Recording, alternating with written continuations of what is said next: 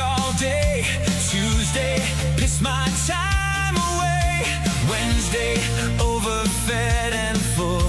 Thursday, oh, here comes the bull. Friday comes and I feel bad. Weekdays have been oh so sad. Monday stream, I start the show. There's one thing I gotta know. How was your weekend? Tell me, how did your weekend go? Did you do much? Did you go out? Did you stay home with gout? How was your weekend? Tell me now, 'cause I need to know. I just can't think what else to say. So how was your weekend today?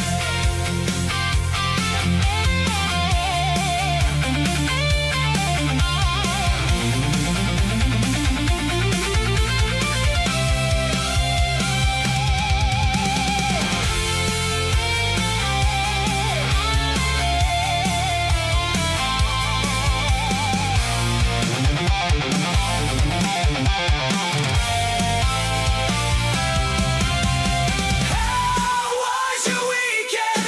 Tell me, how did your weekend go? Did you do much? Did you go out? Did you crash the fuck out? How was your weekend? Tell me now, 'cause I need to know. No one's watching anyway. So how was your weekend today? How was your weekend today?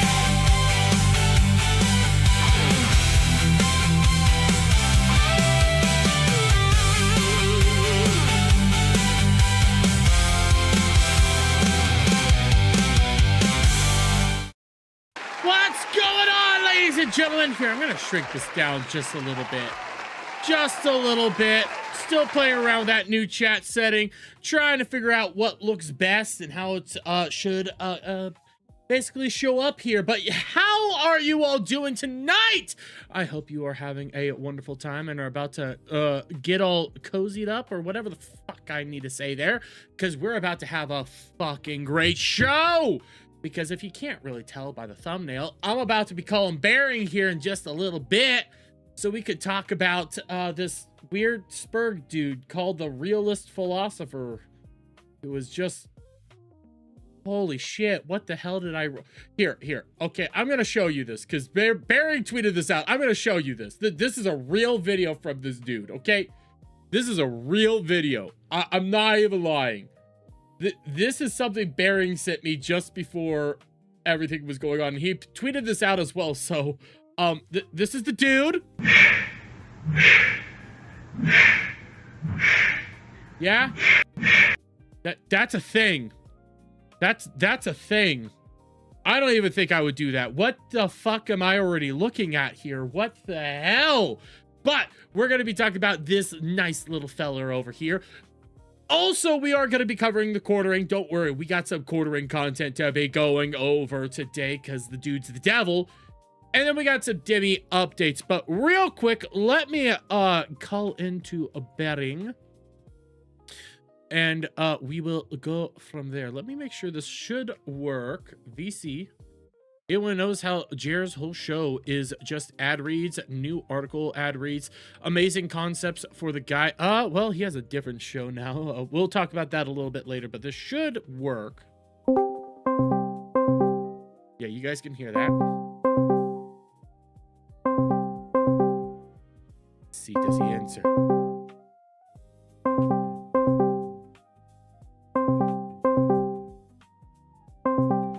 Might take a little bit here. Let me also do this because I hate this sound. Hello?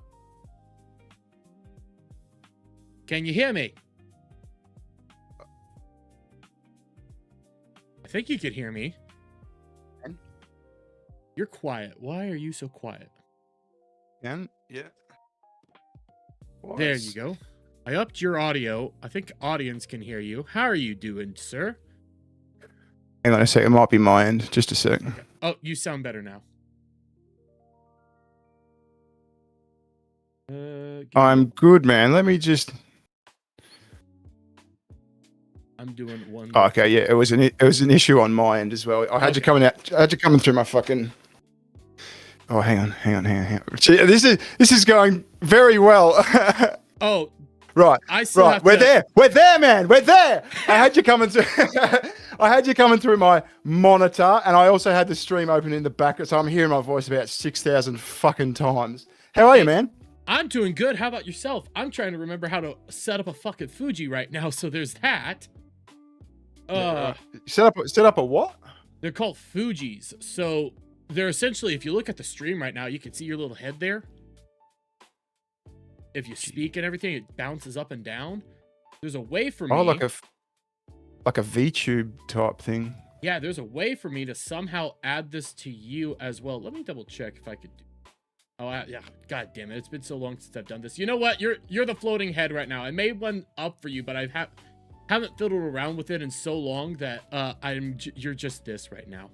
This is you. Oh, where did you go? It's all right, man. I don't care if I'm anything. Well, oh, I know where you went. There you go. Okay, there you are. So, how are you? So, okay, we're gonna be going over this, dude. I'm gonna share my screen with you so that that way you can see what we are talking about and interact and stuff. So, this dude called the Realist Philosopher. Who is this guy? Okay. So, the answer is I don't fucking know. I don't know. So I got he DM'd me on Twitter back in May, and my DMs are open, right? So yeah, like anyone can DM me, but if we're not sort of following each other, it goes to like like the message requests part. Yeah. So and I don't check them, like no one checks them all the time. So but every now and then I'll go, oh yeah, I'll check that and sort of have a look who's tried to message me, and you go through all the fucking porn bots and all that sort of shit, and you find the real ones. Anyway, I saw this guy, and he was saying something about the Quarterings distribution center or something, and he was doing an investigation. I thought, oh, that's interesting. So I had a read, and this guy had just messaged me like walls and walls of text. I mean, like if you're on your phone, I'm talking like you got to scroll down like 8 screens, maybe 6, 7, 8 screens. That much text, right? So I'm like, Jesus Christ. And so I responded. I think he released these, right? I responded with something along the lines of, "Whoa," and then said, "You went to the distribution center." So, that's right, because he'd messaged me like a link to his video where he goes to this, supposedly the Quarterings distribution center.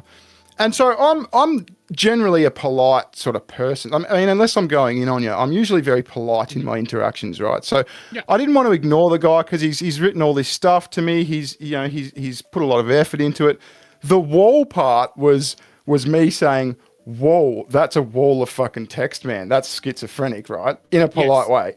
And then you went to the distribution center was me, I've got to say something, I've got to make polite conversation sort of thing. So, you went, sort of showing interest, right? And he took that as, "Whoa, this is really fascinating. Tell me more. I want all of the juicy details," right? So anyway, he proceeds to send me like another fucking Bible worth of text kind of thing. And like, I'm not reading all this shit. I sort of skimmed through it. And one of the fucking things I saw was, he said, "Yeah, I plan on going back to the distribution center and I'm going to go through the bins to find evidence and, paper trails to see where the coffee's coming from and all that sort of shit." And I thought, okay, this guy is a schizo, right? He's a schizo. Yes. And so I just responded something along the lines of, "It's okay, man. I know the guy drop ships coffee. Cheers." Right? I thought I was being very polite. I thought I was being polite. Yeah, you know what I mean? Here. That little. Oh yeah, you've got it there.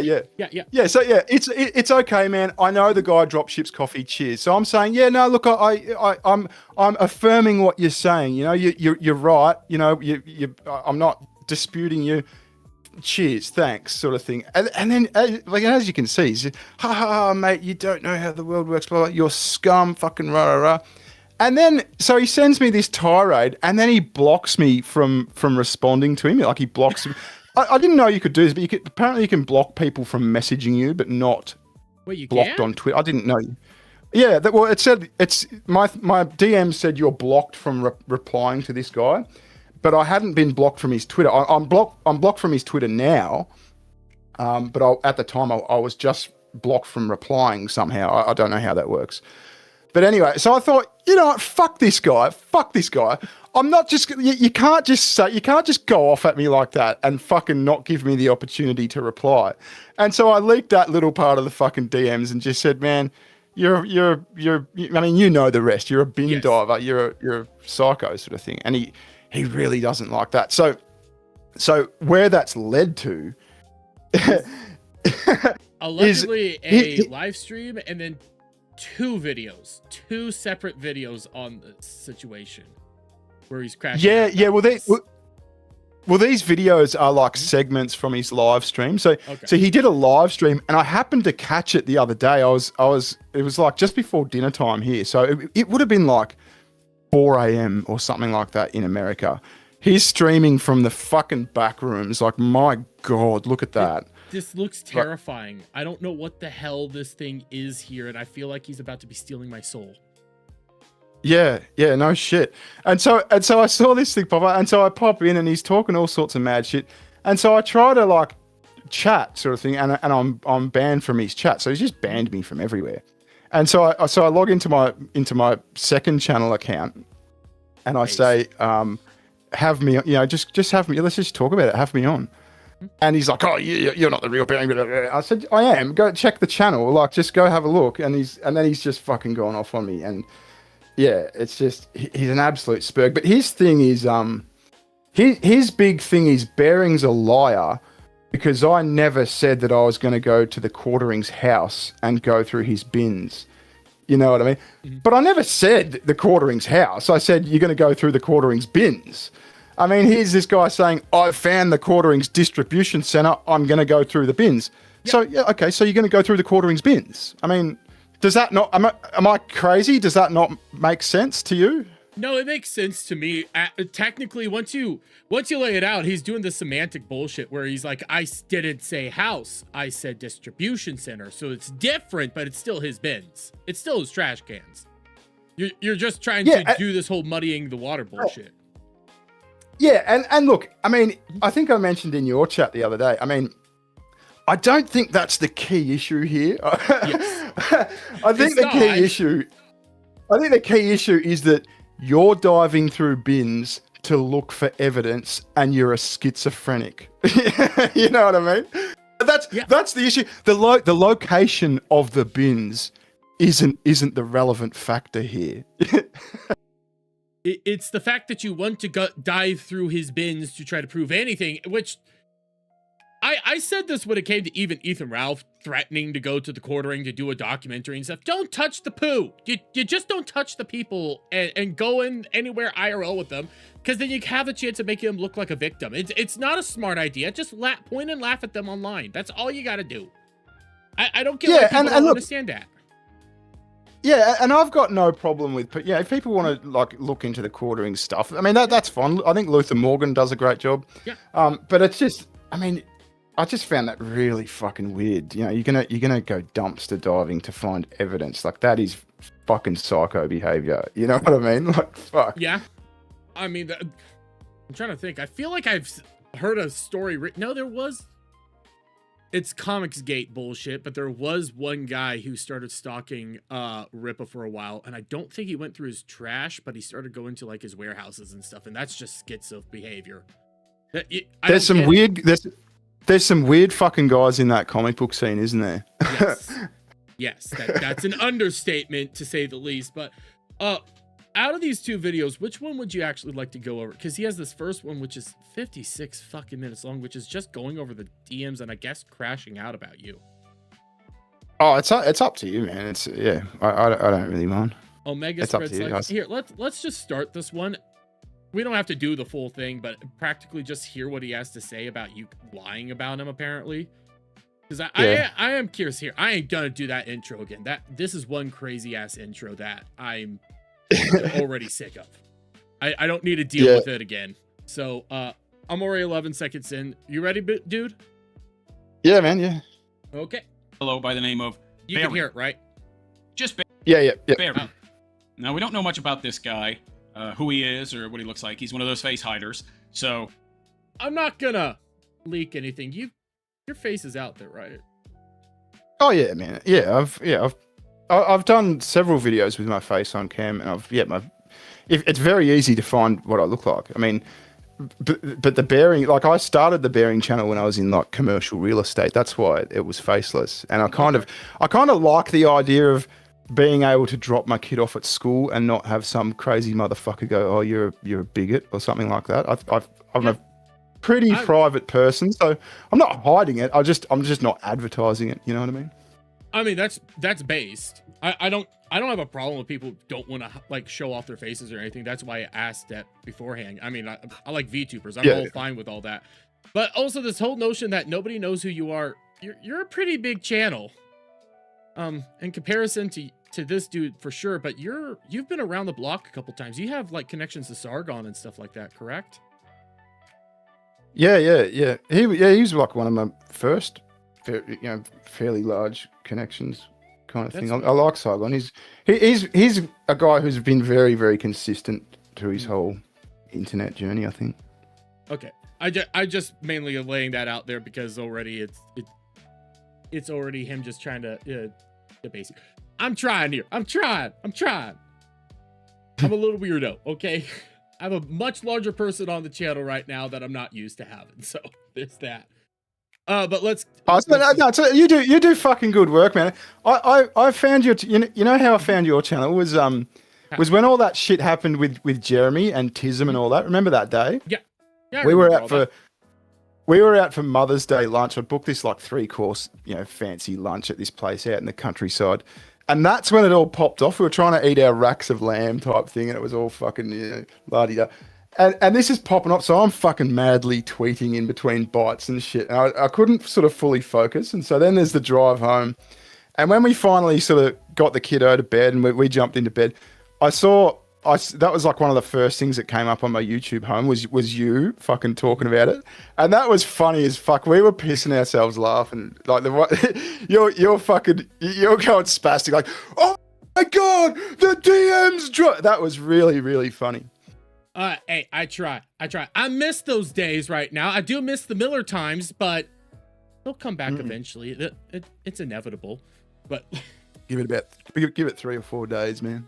Yeah, it's gonna happen. It's just gonna happen. But I want to check out this guy's Miller time here.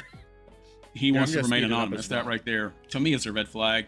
I think you should have the courage to, at the very least, show your face. Not necessarily tell people who you are, because there's a lot of whack jobs out there that want to find out where you live. But just off of a face, now, of course, if he's known where he lives, but, they would know his voice then and recognize that. He's got a pretty distinctive voice. I don't know why the guy hides his face. He's got a wife and a kid, but he doesn't really say anything all that edgy or offensive. The guy is pretty milquetoast, actually. I think don't you have a couple videos out right now talk about racial shit? Oh yeah, we cover that sort of shit. I mean, it's probably not, like, I'm not edgy in a sense of like, bringing the ethno state now and the Jewish question. It's not that kind of edgy, but it's the kind of edgy that's going to get you shunned at the school drop off. As I said, Yeah, it's the kind of shit that you just. I'd prefer not to be known as the guy who calls people retarded cunts, in my local community. You know what I mean? Yeah, and also over in Aussie land, you guys, wouldn't you get arrested for shit like that? Just asking that question. It's not quite there. We're not quite Britain yet, but yeah, it's not looking good, man. It's not as nice as it is here in America, Yeah, I'm actually jealous. Yeah. When Lex Luthor comes for me, he's just gonna get laughed out of court. When he goes to you, there might be something there. Yeah, well, that's why he sued iDubbbz, I reckon, as well. Oh yeah, because he probably would have been laughed out of court with Destiny, I think. Which surprises me how he's going after Noah Samson. I'm curious how that one will end up playing out, because Noah Samson's a Spurg, but he's in America, so you're gonna have some serious proof of some fuckery there. So. And it's a pretty fucking weak claim. Like I think he called him a genocide supporter or something like that. So yeah And with how America laws work, it's basically that's not defamatory. It's an opinion statement at that point in time, and it's not a crime to be a supporter of genocide. So it ain't gonna be working out that well. But hey, you know what? I had a question, then I forgot what it was. Let's keep moving forward. He's not as milquetoast as Jer, but he's not really what I would call controversial. So why he hides his face and why his wife hides her face, I don't know. Hey, they want to do that. That's their prerogative. Just for me personally, I think that's, a little iffy. Not a big fan of that. But anyhow, regardless, I've listened to his content for a while. I'll never listen to it again. Doubt he cares. He's very popular, pretty big YouTuber. He used to do the Incredible Salt Mine with Jeremy Hambley. Back in the day, they did that for years. That actually gave me some concern before I considered contacting this guy, because like attracts like, and you're almost never going to be friends with people who are not like you. So I'm trying not to EFAP this here because this is just wild. But what am I? So, okay, he's aware that you came out and I'm not going to say denounced Jeremy. I'm going to say you were critical of Jeremy.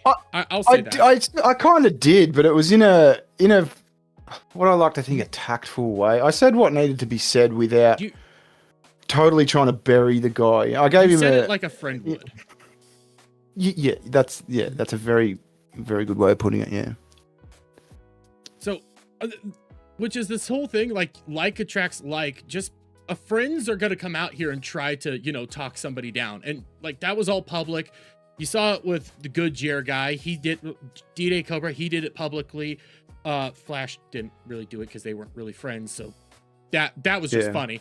But like his friends did try to talk him down, and you're the only one that came out publicly to actually like say something, which was the correct move. Like I don't get where this guy's coming from. He's already tried to like change it all to be something completely different. And does he think his gaslighting is smart? Well, here's the thing with Jeremy as well is like, I was speaking to him for 2 weeks, I think, before I released that video, saying, "What the fuck? What are you doing? This is shit. What the fuck are you doing this?"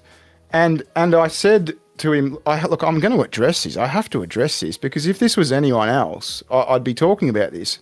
I'm going to look like the world's biggest hypocrite if I don't talk about this just because we did a podcast together. You know what I mean?" And so he was made well aware, well ahead of time that video was coming out. So I don't get when he comes out and he goes with this, "Oh, you're a fucking snake, you're a fucking betrayer." No, you knew what was coming, and I was very fair about it. I mean, your video was probably the most fair video that was actually put out at that time. I'll 100% tell you, my videos were biased as fuck. I mean, you went after the casino and you're a flag, and I'm gonna call you the fuck out. But you as a friend, legitimately, it felt like an intervention style video. Like, hey, I'm gonna sit down with you and we're gonna have this serious heart to heart right now.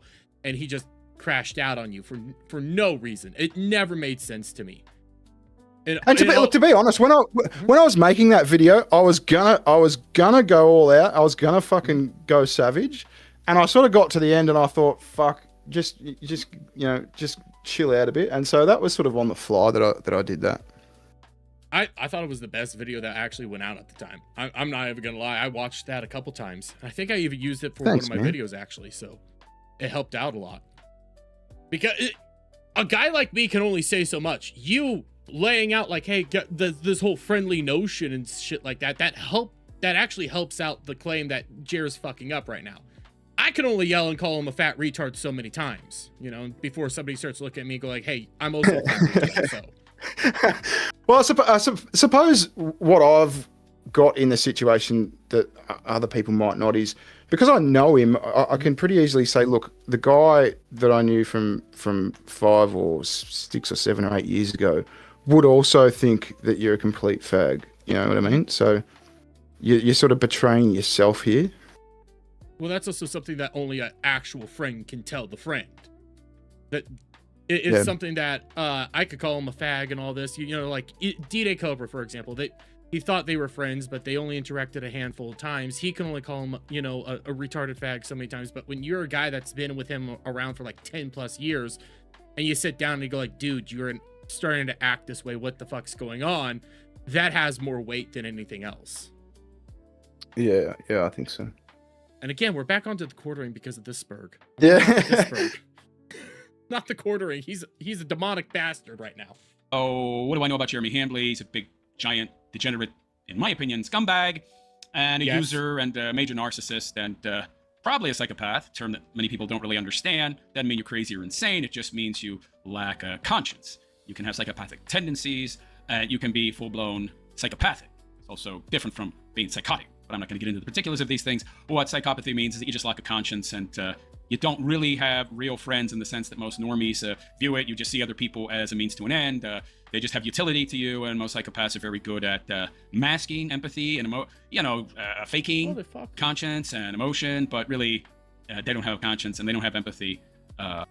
So I politely respond to, I think, what's my total word count? It's like 20 words, maybe 25, 30 words. And he's diagnosing me as a psychopath. Okay, man. I mean, my thought here was, this whole using people and everything and trying to get what you want from stuff. I have been seeing a couple people, I'm not going to name names, but I've seen a couple people bring up this dude as they've been crashing out because he's not, being brought up in conversations or being, mentioned here or there. So there's that. And also when it came to like that wall of text that he sent you, that's him trying to get clout and stuff like that. So it's him trying to utilize you to prop himself up. So well, I think so. And he did the same with Luther Morgan like a couple of days ago. I think I saw it. Yeah, he was replying to Luther Morgan saying he was all salty about how Luther didn't mention his dumpster diving in his new coffee video. You know what I mean? So. Yeah, the guy's fucking retarded. Like he's a bitter guy, and you can tell he's a bitter guy because he's from what I can tell, he's a single guy who's surely in his mid to late 50s. He's obviously not doing that well, and I feel for him in that regard. But he's a bitter guy. He's bitter at the world, and so yeah. Well, he is diagnosing people as gone. He's a single guy in his 50s, and when I take one good look at this, back rooms style environment he's living in, it looks like a hotel room. And I don't want to think that room looks like it's been room, but that room looks like it's been chain smoked in since 1977. Yes. Like it's yellow. It's fucking yellow. It looks like nicotine. I can smell the room. I feel like this is the room that me and my family went to when it was in like a back end motel room when we're just staying the night real quick when we're well on our way to a resort later on. Like we're only it's the motel it's the motel you stay at in a country town when you're on the road between big cities, and it's the room that they give you when you've got your dog. You know what I mean? Yes. The room that you sleep on your actual personal towel. You don't actually sleep under the covers at all because there's gonna be something you're gonna catch. yeah But let's keep it going forward. They're just good at putting on a mask, as it were, like a big giant bear avatar. But anyway, but I didn't want to just automatically judge the guy based on who he associates with, even though, believe it or not, that's a pretty good way to come to a conclusion about who a person is. But it's not always the case. Sometimes people are friends with other people out of a sense of obligation and duty. Maybe they were friends during a time when the person was different and then they changed, but you still hang around with them, talk to them out of a sense of obligation. Yeah. So I thought, well, maybe Jeremy wasn't always like this, and maybe they became friends during a time when Can we move forward? The quartering was a different person. So I decided to give the guy a chance. And he likes to talk. Well, he talks the same way he fucking texts, man. He can't shut the fuck up. They just. Oh, man, I actually hate that when people say unnecessary shit. It's like you could have said that in fucking 2 sentences. You know what I mean? Yeah. It's all about like when you're first putting out content, you can be like that, but you get refined as time goes on and you don't do this whole 3-minute ramble of just nothingness. You start getting into the content because that's what people actually want. People want to know what's going on. I have no care in the world for whatever the fuck he's saying right now. So I'm about to start jumping. Okay. You go 6 minutes with basically saying nothing. You go 6 minutes. Six minutes of nicotine backrooms motel. God, this is just such an ugly thing. Here, I'm gonna jump forward to the 6-minute mark or so, just because I'm already just tired of this. So let's see what he. because he's about to start getting to the DMs from what I saw. Video now without some kind of perceived provocation from me. It would make him look small, make him look like he's punching down. But if he can craft the scenario where it looks like I'm actually commenting first and punching up at him, then that justifies it, even though he's the one who initiated this whole situation by posting some lies about me on Twitter, which I'm going to prove here in a sec are lies. So let's get to that post that's in question and see what I'm talking about, shall we? So we have Bearing here, this little avatar. Bro, so we've got some concern trolling going on. Very obvious concern trolling. Are you okay? The dude's not concerned about me at all. By the way, he also spammed my That's fair. YouTube videos, random YouTube videos, spam. I mean, he's a rando on the internet. That doesn't, just because we're nice doesn't mean we care. Just gonna lay that one out there. Them with derogatory comments. Sorry to stop this again. No, you're good. Do you know a little bit of fucking law that I heard? I haven't verified it. I heard he's been banned from the Kiwi Farms. Right? Wait. He got banned from the Kiwi Farms apparently for like being too much of a spurg on the Quarter Rings fucking Kiwi Farms thread. I didn't even know you could get. I mean, imagine how fucking retarded you have to be to get banned from Kiwi Farms. I've only known of one person that actually got banned from Kiwi Farms, and this was back during the Nick Rekieta bullshit that was going on. That guy ended up being found out to be, you know, he likes them young. Let's say it has YouTube videos that possibly can. That's the only person I've ever heard that actually got banned from Kiwi Farms. To think that this guy might be banned, dude, what the fuck is wrong with you there, man? They allow some really crazy people on that fucking platform. That's why I refuse to go there. I'm willing to bet there's a thread of me. I'll never know what it says because I refuse to look. That's how you survive on the internet too. You don't ever look at your own Kiwi Farms thread. People that do that always just start going downwards. I agree. I agree. We've seen that a few times, haven't we? Yeah, we have quite a bit. What the fuck was that? Oh, Is just infantile and rather trollish. I said like 5 very polite words in response to your wall of text. I've never understood this, by the way, this wall of text thing. Is this like some kind of own? Like you typed a lot, I typed a little, so I'm superior or better than you, and you're worse and lower than me. There's like some kind of fact. differential here because... No, it's just a creepy little thing that some people do. You know, some people do it. Sometimes it's not harmful or anything, but some people do it and it goes a little too far. That's all it is. Right? Well, it's just it's just a fact. He's trying to read too much into it. Like he's saying this like I'm beneath him. No, I'm just stating a fact. You sent me a wall of text and I was very polite to you, and now you've called me like the world's biggest scum or something and blocked me from. I'm going to reply somehow, man. You can't just fucking go at me like that and expect me to fucking scurry off. Fuck you. I mean, true. Type so much and I type so little. So like. You're obviously really, really, really much more invested in this conversation than I am, where I just don't care, which isn't even true because you actually went out of your way to post this conversation publicly on Twitter for everybody to see. You've got tens of thousands of followers, and I just have a few hundred. So I don't understand here what you're trying to say because, I mean, why would you post this if you don't care? Obviously, it does. I said like 5 very polite words in your response to your wall of text. I've never gotten that. I'm a writer. I don't understand. You just said that. You just said that. You don't need to repeat it. You don't need to repeat yourself. You just literally said those words. Oh, you said I sent a wall of text. You don't understand. I'm an author. Okay. I don't give a shit if you're an author. You're typing like a psycho. Yeah. I'm friends with authors. They don't type like this. God. Like, Jeremy Hambley is a bumbling mushmouth. What it would take him 60 minutes to say, I can say in 6 minutes. I'm very succinct, I'm very articulate, and I'm a really, really good writer. And people don't really seem to understand just how that works. I can write as fast as I can talk, and the words flow smoothly. I can write thousands of words in 10, 15 minutes. So what it would take most people an hour or two to write, I can write in 10 minutes. Yeah. Congratulations, so I've never you can't speak like that. I guess that's relative. I guess to someone like Barry. Go ahead, Barry. Sorry. I was just who gives a like we're talking about your typing speed now. Like, what are we doing, man? I don't know.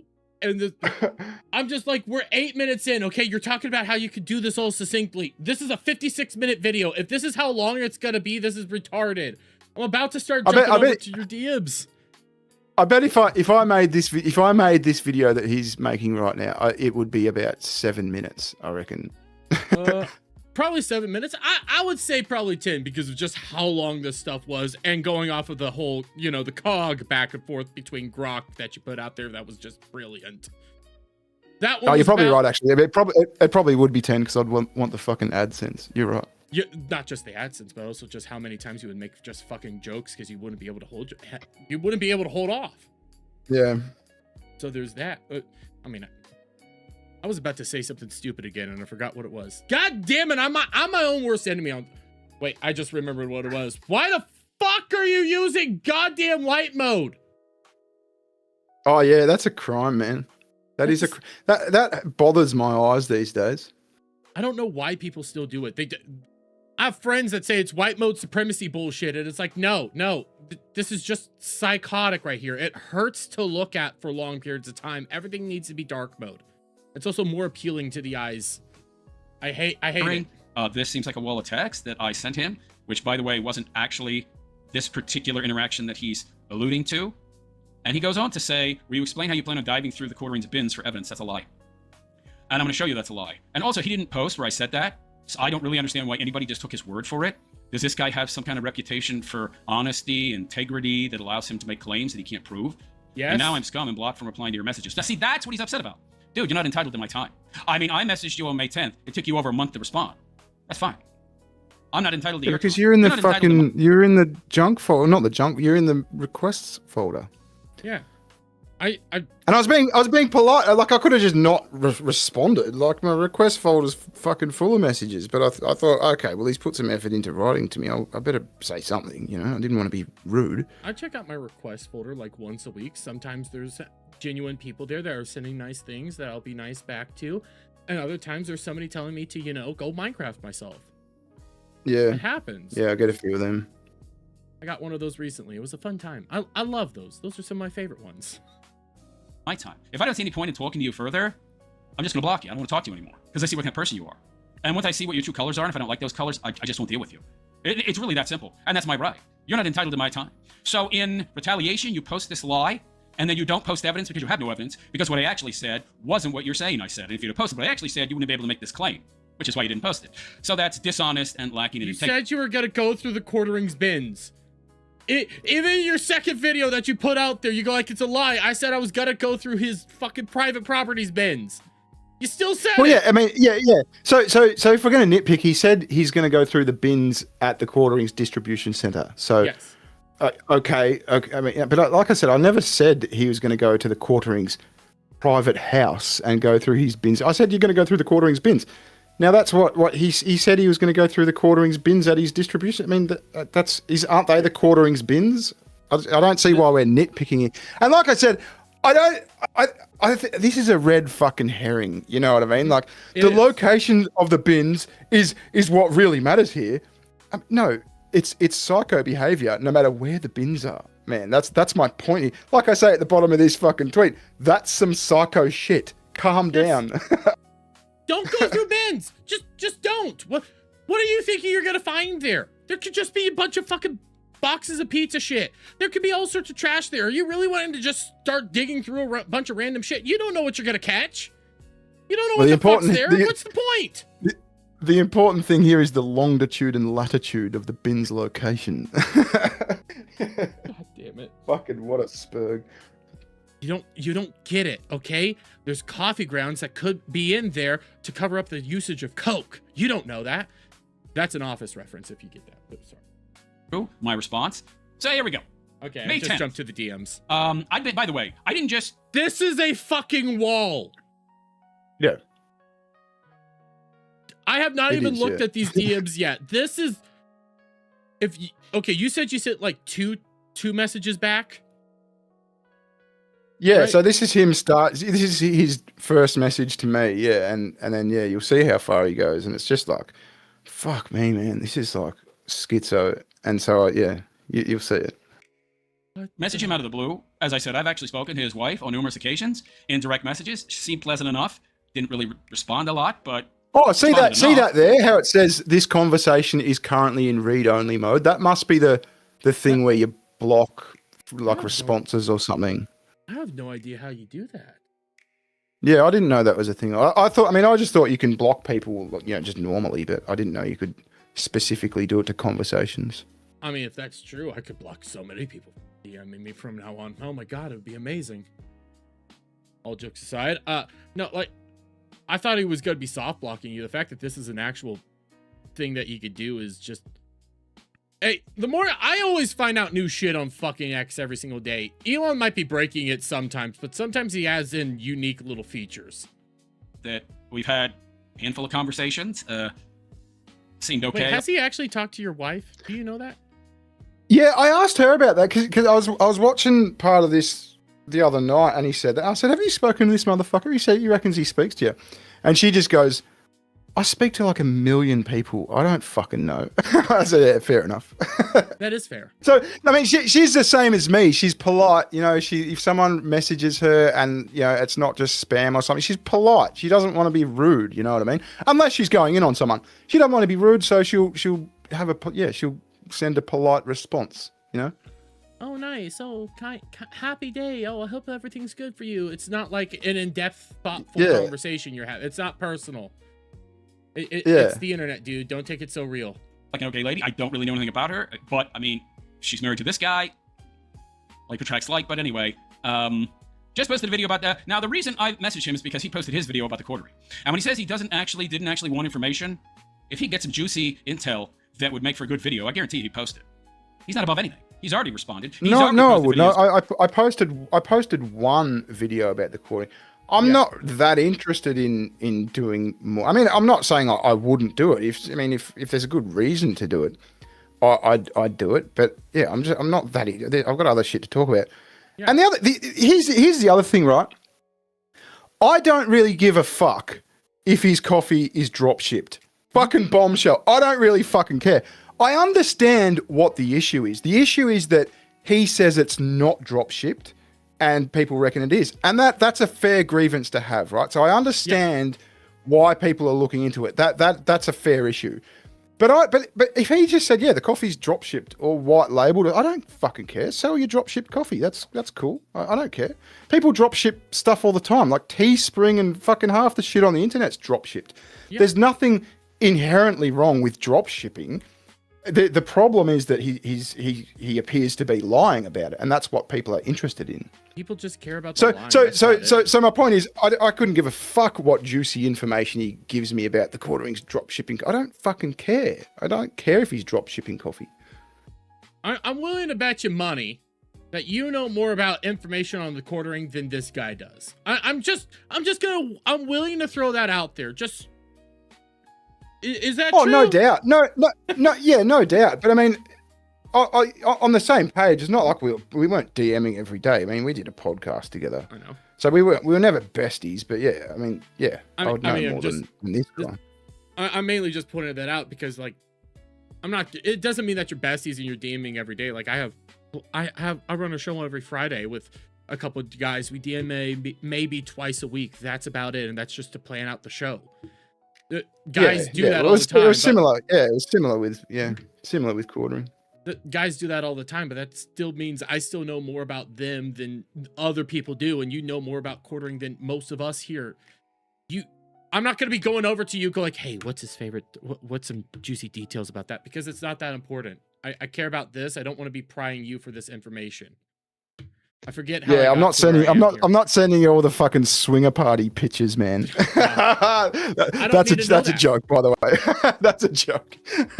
You see, you say it as a joke, but it might be true. I don't fucking know anymore. The internet is fucking wild these days. I have a VTuber that may or may not be getting fucked online. I don't know what's true anymore. God damn it. About this whole situation, so he's above nothing. So the holier than thou routine is out the window because he's already disproven that idea. He's already spoken on the matter, posted videos on it. So when he did, and I saw that, I decided to message him, right? Because I'd already spoken to his wife, so she seemed nice enough. I thought, well, maybe he's, amenable to talking as well. Maybe he'd like some more information. I probably have more than he does. Who knows? Maybe I could get a mention. Is there anything wrong with that? No. Just posted a video about the whole quartering situation. Wild stuff. Anyhow, just wanted to give you some possible insight into Jeremy. I'd actually be able to type faster than this. I don't believe in it. His initial actions were spurred by anything other than a petty desire to get back at you for what Jer saw as a slight. I think I'm talking about the salt mine thing. Jeremy deleting their combined channel, that being you not enabling him and his kind behavior, is bad He's behavior. probably right about that. I disagree. I think it's more that you remember the Geralizer, the Geralizer. You remember that whole thing? Oh yeah. Yeah, it was just him trying to hide all that stuff because that's where we got the vagina. Yeah, stuff. you make a fair point. That probably was the real motive, but I don't think. I mean, getting back at me was probably like a nice second prize. It probably was a nice second prize, but it had some really bad, ramifications on some other people. I'm not gonna bring him up. He hasn't made any statements as far as I know. I don't want to bring him into it. I'm not gonna be that dick. Forgot what I was about to say. Initially meant to be any kind of distraction. The claims about it being flaggers going after his channel was a way to try and explain away his behavior after sobering up. I think this guy spends most of his time drunk these days, and only upon sobering up a bit after a good long sleep does he have a moment's pause and then delete his tweets, or in this case, try to craft some nonsense cover story. I get in like a flow. My thoughts just flow onto paper. I think Jeremy's acting out of desperation and his channel is failing. I estimated his monthly earnings to be around 8K per month from AdSense, which this was a while ago. Now they're down to like 3. That was probably overrated then too. But Camelot has reported he's only making about 3K a month. So it just goes on. I probably can't. I'd actually be able to type about this faster, but I don't want. What is this creation you have made?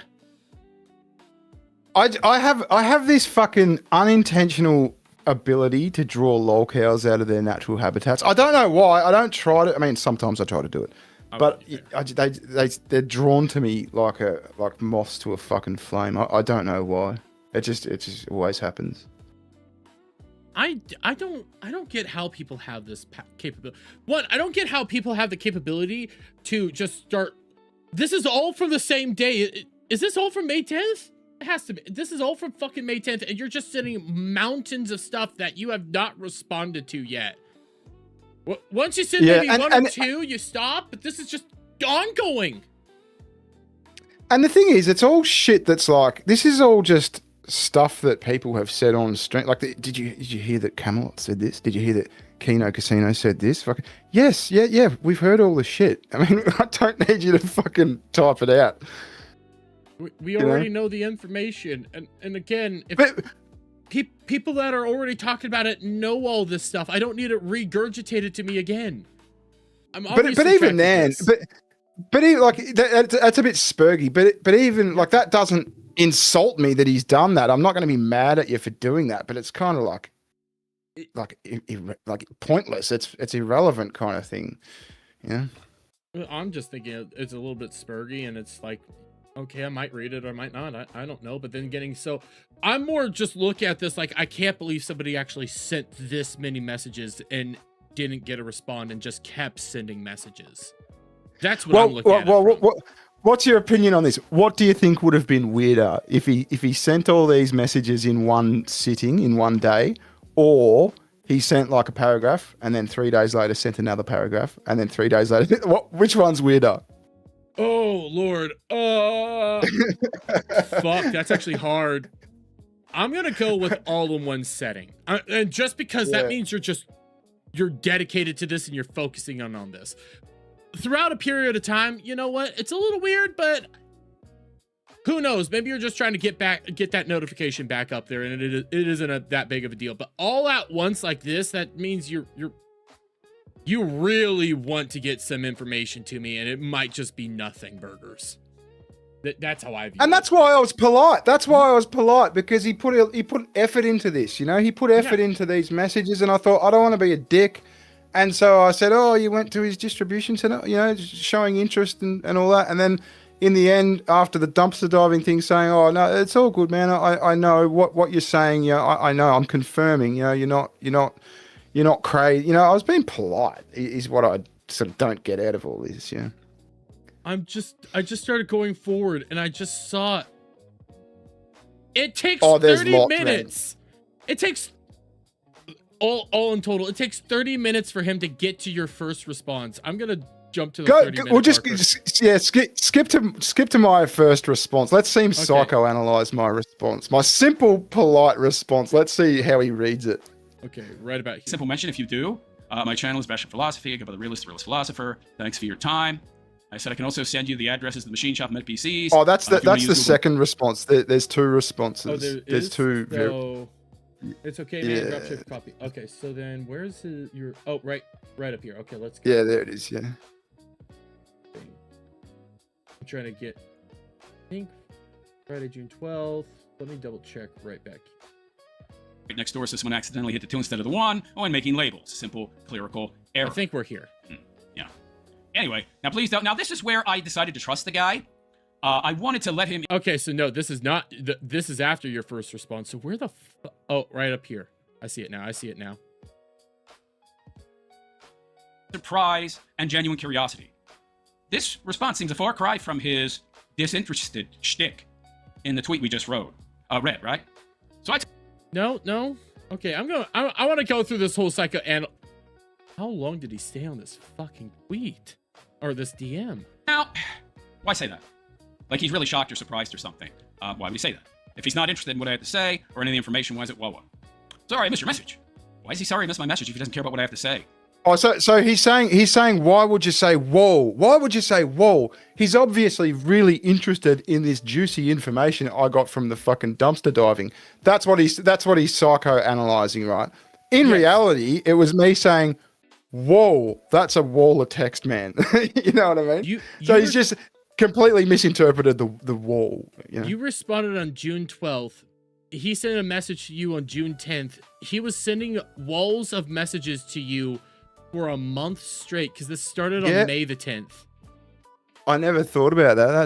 That's true. So that's a video that he's that last thing before he says something to think about. That's a video of where he actually went to this distribution center and he's sort of lurking around, looking at shit, and that's where he's gotten the idea. I'll go through their bins. And so I've seen this series of messages. I've gone, oh whoa, and I think I clicked on the video and I saw he was like walking through a car park saying, oh, this is his distribution center. And so this is me saying, whoa, wall of text. Sorry, I missed your message. You went to the distributor, just, you know, as I said, being a little bit polite, sort of thing. You know, being nice, being kind. It's a nice thing to do. You're doing what the normal person does here. He's not. He's not. This is. I'm running out of words to say about this guy that doesn't start his freaking TOS. Like that's my problem right now. Here's the thing that he's gonna. I think he's gonna kick off, man, because he doesn't take.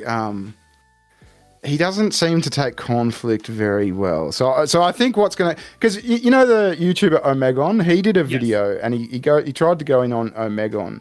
So as soon as someone says a fucking word about him, he'll do a stream on you. He'll make a bunch of videos on you. So you'll become his next enemy. It'll be fucking funny. I mean, the last time it happened, I had my channel flagged, so it is what it is. Nothing ever happened. Oh, was that with Liam? It, still, yeah, that Liam guy. Yeah, fuck. There's a reason I don't talk about that dude anymore, and at least I don't think this guy will flag me. I could just point and laugh at him. Hopefully not. Well, like I said, the comic book scene is full of spurgs, but I will add the disclaimer: there's some really good guys in there too. There are some really nice guys. I've spoken to a few really good guys. I've had some nice guys come up because of the Liam thing on both sides that have been super kind to me. And they're not gonna, flag me. We could disagree and all that stuff. There are some nice people out there. This dude, you know what? I welcome you making content on me. I'll just point and laugh. Actually, I've just agreed with a very fucking a very well known comic book artist to do some merch designs for me. Ooh, that sounds fun. Yeah, it sounds like a fun time. But let's keep moving along on this one, because how long do you have tonight, dude? Oh, I'm good, man. I'm having fun. Okay. I'm having fun. I'm just double checking with you because you're the guest here, and I want to make sure you're having a good time. Okay, I'm having a good time. If you want to move on and you want me to fuck off, you say so. I won't be offended. I'm happy to stay. I'm not gonna tell you yet. Fair enough. But no, let's keep going forward with this let's at least try to get through the fucking DM. I want to know where this goddamn bin DM comes up in. That's what I want to know. I want to look at this DM to know exactly what this retard said. So his response is kind of disingenuous. That'll be. I'm just gonna have a quick piss, man. I'll be back in a sec. Yeah, no problem. In the tweet where he posted our private DMs, but not all of them, just the ones that served his narrative and the lie that he told. That I actually said I was going to go to the Quartering's house and. Oh, by the way, while he's taking a piss, I do see all your guys' chats here. I could get a few of these real quick, actually. I want to keep moving forward, but let me do these because you guys have been fucking killing it tonight. Thank you so much. Here, let me, I just started actually hitting one of them. Phantom GB, I'm not going to do the full thing, but Phantom GB with a $20 says, I don't understand people who question VTubing. I do it because I like to keep some privacy in my life. However, if you earn my trust, I am willing to share a bit. Hey, I'm all for the anonymity. You don't need to go out there and show a bunch of people your faces or anything like that. But by the way, Black Kane with a 2 says, can't wait to beat the Skippies in Soccer Friday. I'll let him know. I'll tell him you said that. And I know you sent another one, Black Kane. I know you did. Saw it. Might have to go back into the fan funding. But I hope you guys are having a wonderful night right now and putting out some good laughs. We're going to keep going forward with this. Just let me double check. Okay. Yeah, you said one more. For thumbnail, looks like Chunky Ryan George. Okay. Oh, and are you back, Braring? Yeah, man. Yeah, read your chats, man. It's cool. I didn't want to interrupt it all the time, but by the way, Black Kane says he can't wait for us to beat the Skippies in soccer on Friday. You know. Well, they're pretty good. I'm not a soccer guy, but Australia's doing pretty well at the moment. Yeah, but it's America. I'm rooting for America. I don't know. Listen, my whole reason for wanting America to win is solely because we don't give a shit over here, and it'd be funny if the people that don't give the shit actually win the thing. That's what I find funniest about it. So, okay, we're gonna start moving on. It's garbage. That's a lie. That's an outright lie. I'm gonna prove it in a second. I don't know if anybody will actually care because Baring's big. He's probably got a cult following like a lot of these big YouTubers, and he probably thinks he's too big to fail, too big to really be criticized, too big to be called out for. Actually, I mean, the quartering thought he was too big to fail. I'm just gonna lay that one out there. That's ridiculous. That's ridiculous. It's insane. Outright lying, especially when it's with just some small two-bit nobody like me. Not sure if that's true. Probably is. He goes on to say, "You went to the coffee distributor?" So he's shocked. He seems shocked. Whoa! Then he says, "Sorry, I missed your message." Just pause for a second. He's got this thing where he says, "Oh, he fucking refuses to work with anyone. He thinks he's fucking king dick." I was on a stream like last week with a guy who has like I think 200 subs or something like that. Yeah. The week before I was on. Have you ever heard of K Huck, the K Huck podcast? I think she's got like a couple of thousand. I'm doing shit with people all the time. Yeah. Yeah. I mean, there was a time where I didn't for a while, but I sort of just didn't do it for a while. But I've got a history of doing shit with fucking people of all sizes, big YouTubers, small YouTubers. It doesn't matter. Only reason I don't have that big of a history of doing it is because I have a day job and I have to, slot time in and have to plan everything out. I'm going on a couple friends' shows tomorrow that aren't super big channels. I'm going to go hang out and have a good time. Let somebody else be in charge for once.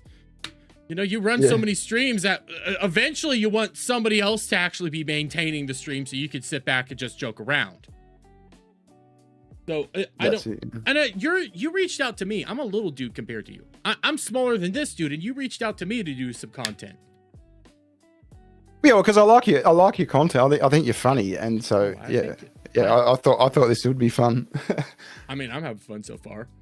I'm always questioning whether the guest is having a good time, but I'm having fun so far. I'm having fun. Okay. Expressing what seems to be genuine interest, genuine surprise, and genuine curiosity. This response seems a far cry from his disinterested shtick in the tweet we just read, right? So I told him all about it. Yeah, it's a machine shop. I'm going to go back and do some more investigating. I posted a cleaned up version of my visit. Yeah, so you guys know I screwed it up.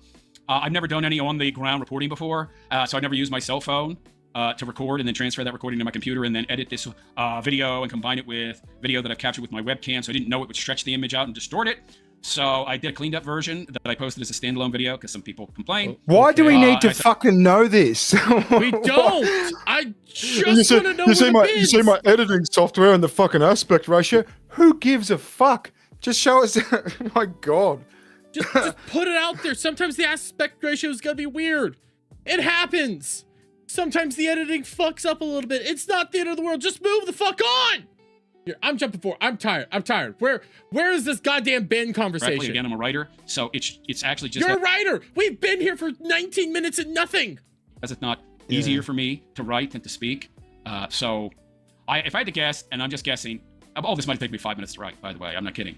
I would guess that Meta PCs, just like the storage hub for CBC, I guess that this shipper is who handles his overseas shipping. Maybe they're an industrial shipping firm, which of course means they could also handle his domestic US shipping as well. Both these businesses are only 2.7 miles from it. I don't give a shit. Meta PCs. I don't give a shit. Or some kind of payment based on sales based on fee, the fee based on sales, I meant to say, for the services, which they no doubt gladly do, as paying some geek to build your PC is not so profitable these days. Okay, but anyway, yeah. If I had to guess, I'd say maybe Meta ships US-based CBC directly. Why are we talking about this shit? This is nothing. Yeah, it's like he's breaking down the chain of logistics. Like, I don't really care. I mean, I could maybe understand if it was like some Luther Morgan shit where it was about like fucking, you know, safety warnings and fucking all that sort of like stuff that actually matters to a consumer. Why does the chain of logistics matter? I don't understand this. I mean, the only thing you could probably do is like Meta PCs is the real people putting out coffee brand coffee, and that's about it. Yeah. That's the only thing that might be interesting there. It's not the finances of how much money Meta PC is actually making. I don't care. Meta PC sponsors a bunch of people out there. I don't have a problem with them. Because I suppose it's relevant. Like if your burning question is, does he drop ship or not? It's relevant then. But you know, like I said, I don't care if the guy drop ships. I mean, we all know. We're not fucking retards. We all know that he doesn't have a factory that he has the keys to, that he pays the power bill to, that he pays that's not the case here, right? It's either drop shipped or fucking white labeled, right? That's obvious. People only care about it because it's fucking obvious you're not in charge. I mean, you just go to the website, you go to Amazon, nothing there is making any logical sense.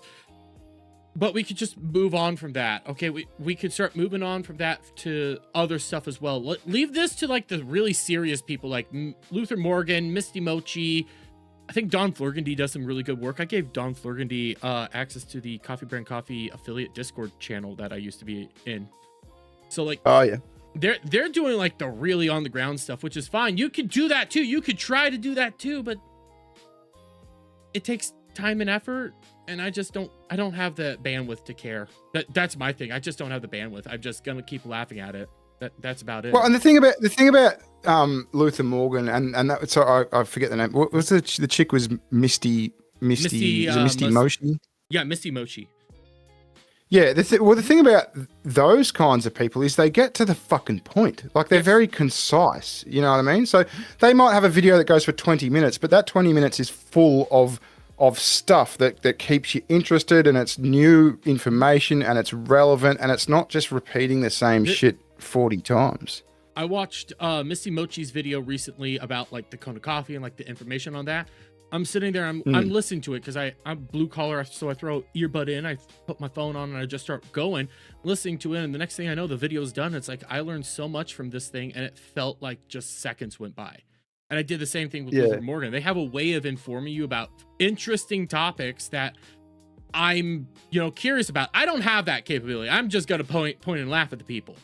But what they're doing is some like actual in-depth research and discovery that I just don't. I don't get the capability. Well, I'm a pointer and laugher as well, so I get where you're coming from. But yeah, I mean, if you're gonna do that sort of shit, if you're gonna be an investigative journalist, then fucking get to the point. For fuck's sake. Yes. He just can't.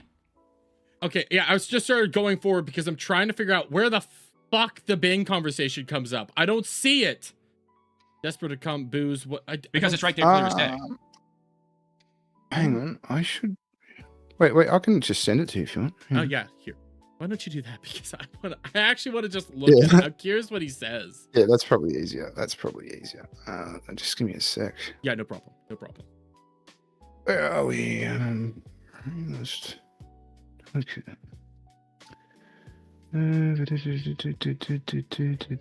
Read some chats or something, man. I'll find it because I've got to go through a lot of shit to find this. No problem. I was just starting to get amazed with how much more he talks about this stuff. But give me 1 second. You shouldn't be able to hear this, but if you do, I am sorry. Real quick, because we did get 5 gifted members from Desert Ray. Shout out to you, lovely. Thank you so much.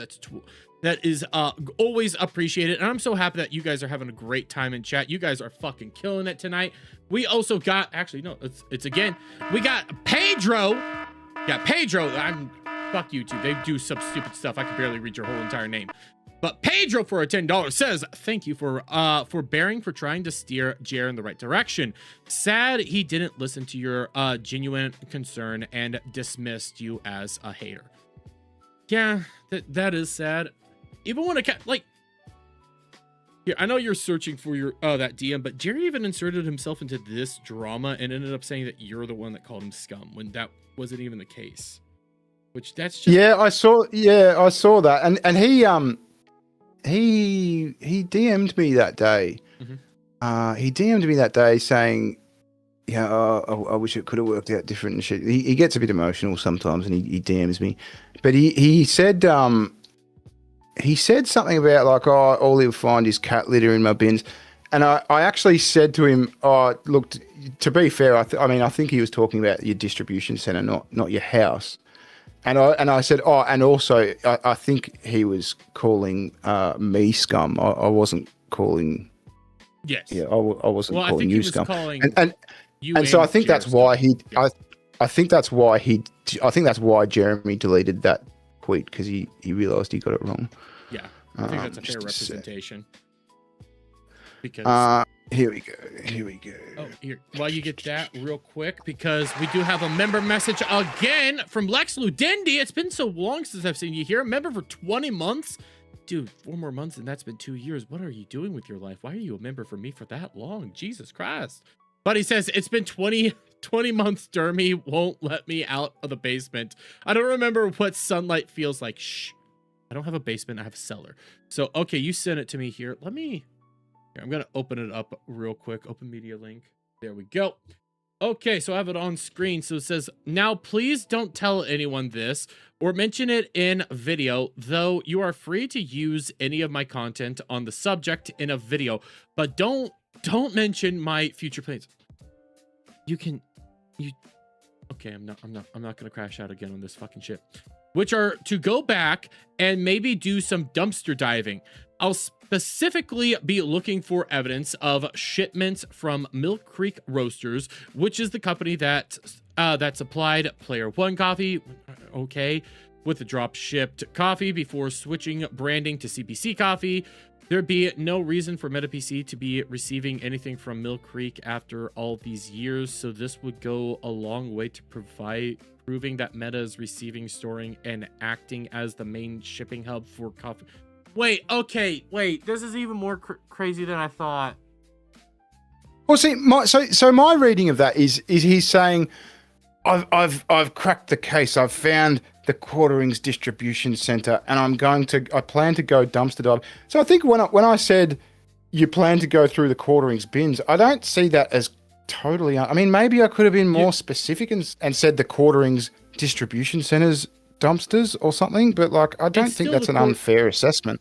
It's still the Quarterings bins, but I'm just reading this and I realized what he's finally fucking saying. And he actually thinks that all the coffee is being shipped out from MetaPC. That's what he's saying here. He thinks it's the distribution center. He thinks is MetaPC itself.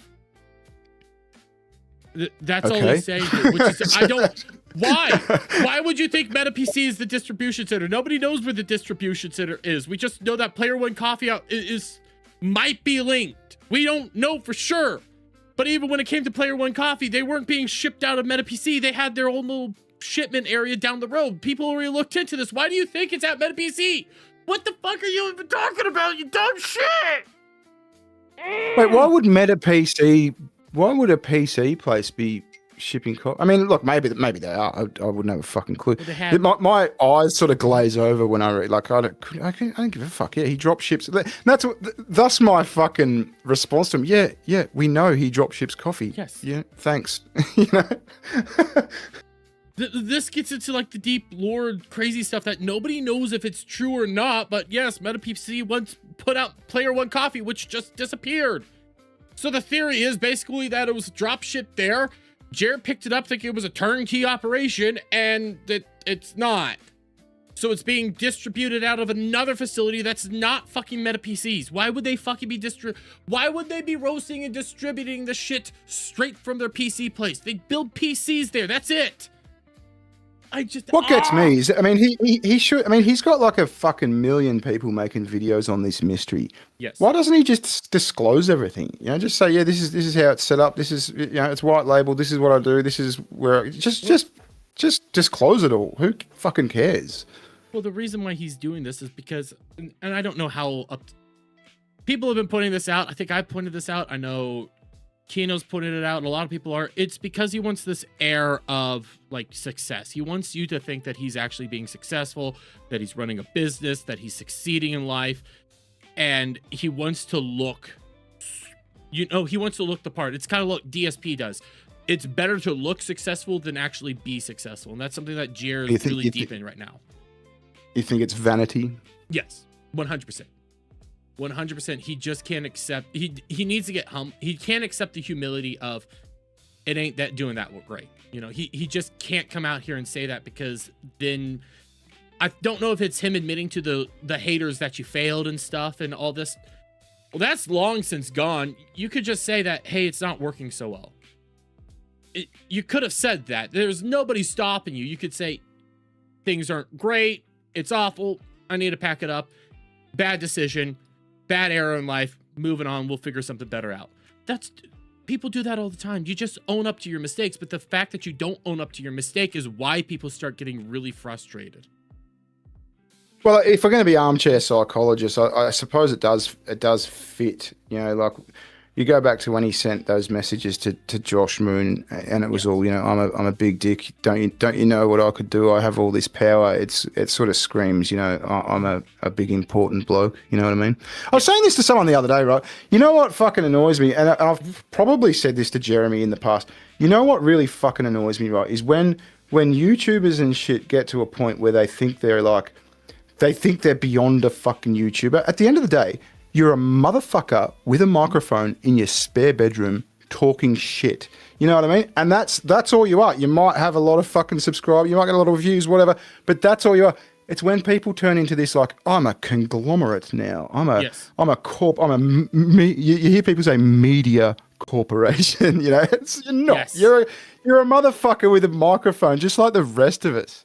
It's one of my biggest join reality, man. It's one of my biggest complaints about Tim Pool is, yes, Tim Pool has influence and shit like this. Yes, Tim Pool can talk to people in DC and stuff, but at the end of the day, you're a YouTuber. You're not this big mover and pusher. You're not this great guy.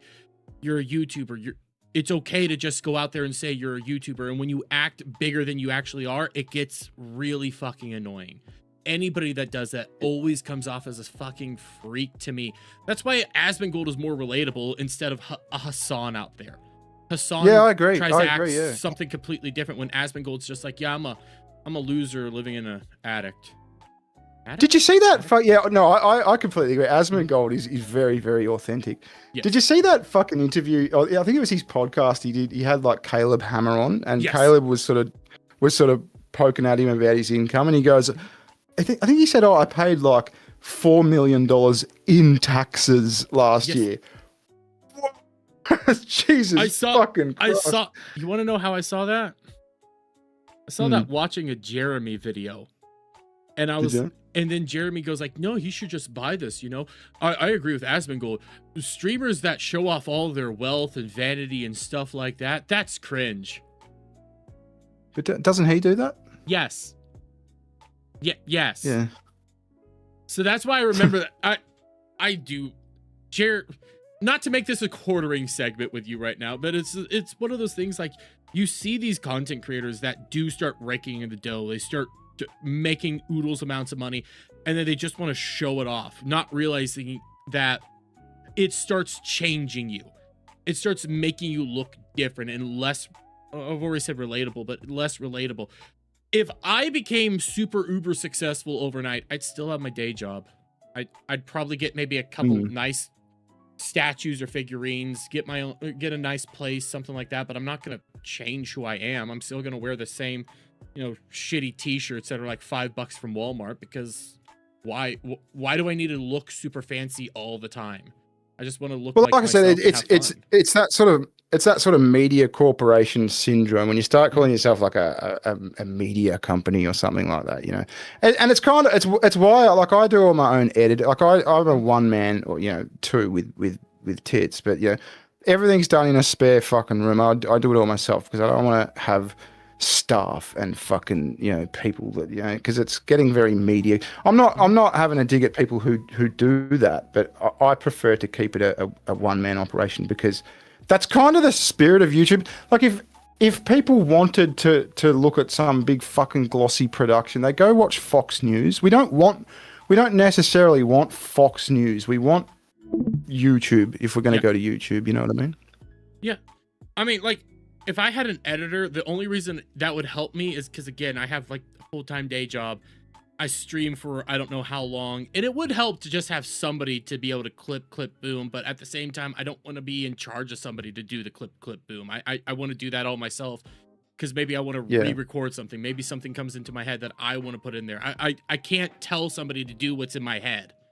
I like. Well, I had an editor for like, maybe like 8 months or so, and he was really good, but like I'm a little bit too fucking autismo brain to hand over the control as well. I want to get in and do the nitty gritty shit. I'm just an example I would say is my Deme video that I put out a couple days ago. My editor's not gonna be able to see me put in editor Deme clip that has more information that I didn't bring up on stream. And my editor is not going to know that, hey, I'm actually going to cut out like basically all the ending of what I talked on stream and just focus in on this because I feel like I'm getting too far out there. And I can't tell that to an editor because that's a spur of the moment thing that I'm coming up with. So I can't, that's why I don't have an editor. Don't want to pay somebody to do that because I can't figure out how to do that to somebody else. I can't tell you how I want something to be designed and look like. I'm really shit at it. I have somebody working on freaking emojis right now for my goddamn streams. I just said make them look good. The only one that I need is maybe one with a banana. That's about it. Yeah. So I think in summary we can say this guy is an absolute spurg. He's just completely read me the wrong way. He's taken politeness and inserted his own bitterness at the world into it, I think. And I was being polite. But as I said, be prepared to get some streams done on you, man, because this guy's going to speak. I think he's going live in about 40 minutes, I think, and he's talking about like me and the quartering and sticks, I think. I saw a thumbnail. So I've been seeing him go out there and talk about sticks a lot. The thing with sticks is sticks can be great content if you know where to figure out which one's going to be the good one and which one's going to be the bad one. And I don't have the energy to just sit there and watch through sticks content. I click on a Sticks video every now and then, and they're fucking. I mean, it's such a shame about Sticks because I've always found I've never been like a dedicated Sticks viewer, but and I've always found him pretty quirky. But he was always like, people respected him, and people thought he was good at what he did. It's a real shame to see what's happened to him. But I mean, I suppose that's what you get when you worship a fucking demon, When you worship Stolas, and I don't. Every day on the internet, there was a time when I thought I was the weirdest one in my local town and everything. Like, I'm the crazy one. And the only other person that's crazier than me is that local meth head. And then I get on the internet and it's like, no, there's people that worship owl demons.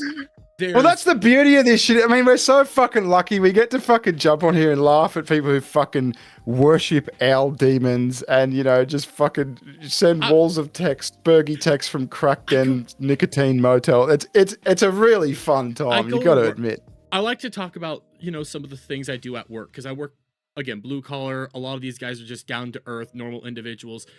And I bring up any of this stuff, and they always look at me like I'm some sort of crazy dude making a bunch of shit up. It's like, no, this is real. I could send you videos of people saying this shit. I'm not making this up. I get that too. Yeah. It's kind of fucking. You kind of got to pick your battles when you talk to like this side of your life with other people who don't get into this sort of shit because you can sound retarded. If you retarded. Get enthusiastic. Yes, but anyway, man, listen, I'm gonna boot. I'm gonna go have some lunch. But thanks for having me on, man. It's been great to chat. I would love to have you on again. Maybe I'll hit you up for a Friday show that I do with some of the guys. Yeah, man. Yeah, be happy to do it. Cool, man. Yep. Well, yeah, thanks again, and yeah, all the best, man. Cheers. Yep. Cheers, buddy. There we go, guys. And shout out to Bearing. Here, I should have put this into the description, but most of you guys already know who Bearing is, and I'm going to get through some of your guys' chats, and don't worry, we still got more topics. Bearing's fucking awesome. This was a fun time. I fucking love this, but I should have done this beforehand, so I'm going to grab Bearing's YouTube channel. I put his like how YouTube does this. I put his down in the description, but just to be on the safe side, because I like Bearing a lot. Super cool. Thanks, chat, says Bearing. Shout out to him, dude. You know what? He gets an applause, and he gets a Pokemon. If it fucking works. There we go. There we go. And make sure you sub to Bearing if you aren't already. And if you aren't, there's something wrong with you. But I'm going to quickly get through some of these super chats, and then we're going to go on to the yeah, let's do the bits of the Jer update, but I really want to get into the Deme stuff because the Deme stuff's gonna be so fucking good. Dermy, my video made the Kino Casino intro. Hey, fear the haggis. I listened to that prelude to Kino Casino today, and I heard fucking Andy go like, because PPP starts singing "In the Arms of an Angel," and I hear Bearing goes like, I got an intro, bro. I got an intro. In the arms of the felted. And it's like, I know that intro. I know who made that intro. Let's go. Shout out to you guys, but let me double check. So I'm looking over here. So we had Lex Lutendi. Then I'm gonna do this once, but that's just because there's a lot of you right now. Speed Force making it rain with a $10 says, told ya I'll send a dono. Hey Bearing, shout out to you. I don't know, Bearing's gone right now, but we were having a great conversation. You guys are fucking killing it tonight. We have I can barely see the names over here. Brenlin. I feel like a schizophrenic here. I'm gonna zoom in so I can try to see better. I'm trying, bros. I'm trying. Says Bryn Layden. For an Aussie 2 says Jer is a Gronk. Desiree with a 2 says, you gonna rename the group soon? Great stream. I don't know what you mean by that. I could rename some groups. But then last but not least, my good buddy, my best, I'm not gonna say he's my best friend, but one of my best buddies on the internet, Duke Devil 95, aka Brad, sent 10 Derby Wormy memberships. Welcome more people to the night crawlers. How are you guys doing? Thank you so much. You guys have been fucking killing it tonight. Great support. Love you all. And we'll keep moving on. This has been a fucking rocking stream. Okay, I know Bearing's probably still in the chat. He's probably going to be thinking this and go like, if I say this aloud, it's going to be weird. It's going to be like, but I'll say it. I was nervous all day about this stream, dude. I was fucking terrified about what was going to be going on. I was like... Please don't fuck this up. I'm always worried I'm gonna fuck something up. It's always a me issue. I'm worried about how I'm gonna present myself. So I'm always fucking crashing out about myself. So I'm just happy I am doing a great time. Adam called himself your sidekick yesterday, by the way. Well, Adam is my sidekick. Mainly because, you know what? I'm not gonna make that joke. He's not a great Mossad agent. Sorry, what? But... Oh shit! Oh shit! Cash Caster with another 10 members! Thank you so much, Cash Caster! My smoking buddy! I'm gonna be seeing... Hey, by the way, guys, Cash, Brad, and so many others will be on stream when we go to Vegas and stuff. They're gonna be helping out with some of the daily vlogs, so stay tuned for that. We're gonna have a great old time. Adam is my sidekick, aka my first officer. Oh, that also works. Who knew that the Bearing hater was Jeremy Meatwriter? Who knew that a Bearing hater was a Jeremy Meatwriter? I didn't know. Wait. It could happen. It happens to the best people. But again, thank you guys so much. You guys are fucking killing it tonight. You guys are killing it. But let's do the GR segment real quick. We'll bust this. I need to quit saying bust. I feel like I'm saying bust way too much, and now I feel dirty. I feel so goddamn dirty. And it's just because I watched way too many goddamn VTubers. let's do the Jer segment real quick. So part of this, you already know part of this, okay? You already know part of what happened today. I put out a video. I came home from on my lunch break like I usually do, bolted my ass up here and put out a 5-minute video on one of the biggest moments of the 2 Jer streams today. Dude's a fucking devil. You're not going to convince me otherwise that this dude ain't the devil, but okay, we're all well aware that he did 2 streams today. No, not that crazy. Well, we're going to go through just the highlights really, and then we'll talk a little bit about what went down. But Jeremy Dale Hambley is under attack by tall grass ticks. His anxiety brain is spiraling.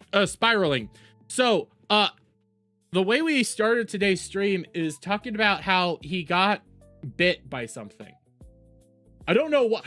Here, before we go too far, he starts this all off. He starts bringing it up, and I'm like, you got bit by a spider. It's an obvious spider bite. Like, what the fuck are you talking about? You got bit by a spider. This isn't some crazy thing, but he takes it so far to the point that he thinks that he's gonna not be able to eat meat anymore. He's been so content brained that he thinks he literally got bit by one of those fucking deranged little ticks that are making you lose all alpha-gal syndrome and all that, make you lose the ability to eat meat. He literally thought that. It's like, you just got bit by a spider. I woke up this morning with a weird bite. It happens. It's summertime. Good morning, everybody. Yeah, I'm gonna try. How are all of you doing? Sorry for the late start. He started 30 minutes late. I woke up with a bullseye style rash on my leg, and now I am worried if I will ever be able to eat meat again. Why? So I have to deal with that. It's like, here's the thing. Here, okay, you live in a rural area in Wisconsin. Okay, that's where you live. You live in a rural area with a lot of grass and shit like that. And I see all the people making the bull jokes. I see you guys. Don't you think I don't see you? I live in rural fucking Kansas. Ticks are everywhere. You get used to it. And this is why I hate this alpha gal thing where everybody's freaking out. Oh my god, I'm gonna get alpha gal. Oh my god, oh my god, oh my god. It's like, no, it's a tick. This alpha gal is becoming no different than Lyme disease and people being terrified. Oh my god, I'm gonna die and lose my teeth. It's like, no, it's just a tick. We don't know that. Take it one step at a time. It's not this fucking crazy thing. Ticks are everywhere. I live in Kansas. What are the things we have? And I have to be very fucking careful with how I say these next set of this next word. Microscopic little bugs. Okay, we have these microscopic little bugs that live in grass called Igger. Iggers. CH. You know the rest of the word. CH, okay? What those bugs make it is we can't just lay down in grass. Okay? Because they're all over the grass as it is, and if we lay down in grass, there's large chance that they're just gonna come up on us and we're just gonna be bit by these tiny little fucking bugs all over the place. So we just don't do that. We have to deal with that and adapt to it. I had them all over me once. It's so fucking awful. Those bugs are the worst. Legitimately, yes. So we don't go out and just lay out on the grass. I know there's states where people can just go do that. I physically cannot do that in Kansas because I'll get covered in those things. You learn to adapt and you learn how to survive in these things. And if you're randomly getting a fucking tick on you because we're outside mowing or whatever, what you do is you wear work boots, long socks, and you make sure your pants are tucked into your boots when you're doing this. If this is a concern you have, you got to do that. You have to do the work. They call around to the doctor and stuff like that. I guess I can just go get something from the pharmacist for it so I don't have to go to the doctor.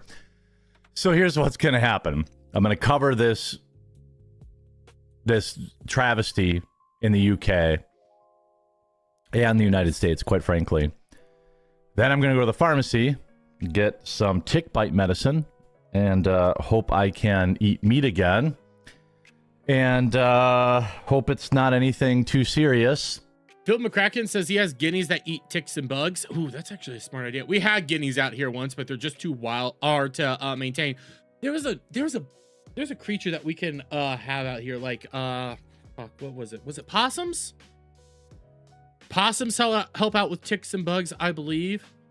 So like there's a balancing act. Depending on what critters you have out there, you don't want to get rid of them because they can actually be beneficial. But I think possums, those who eat ticks and bugs. I don't think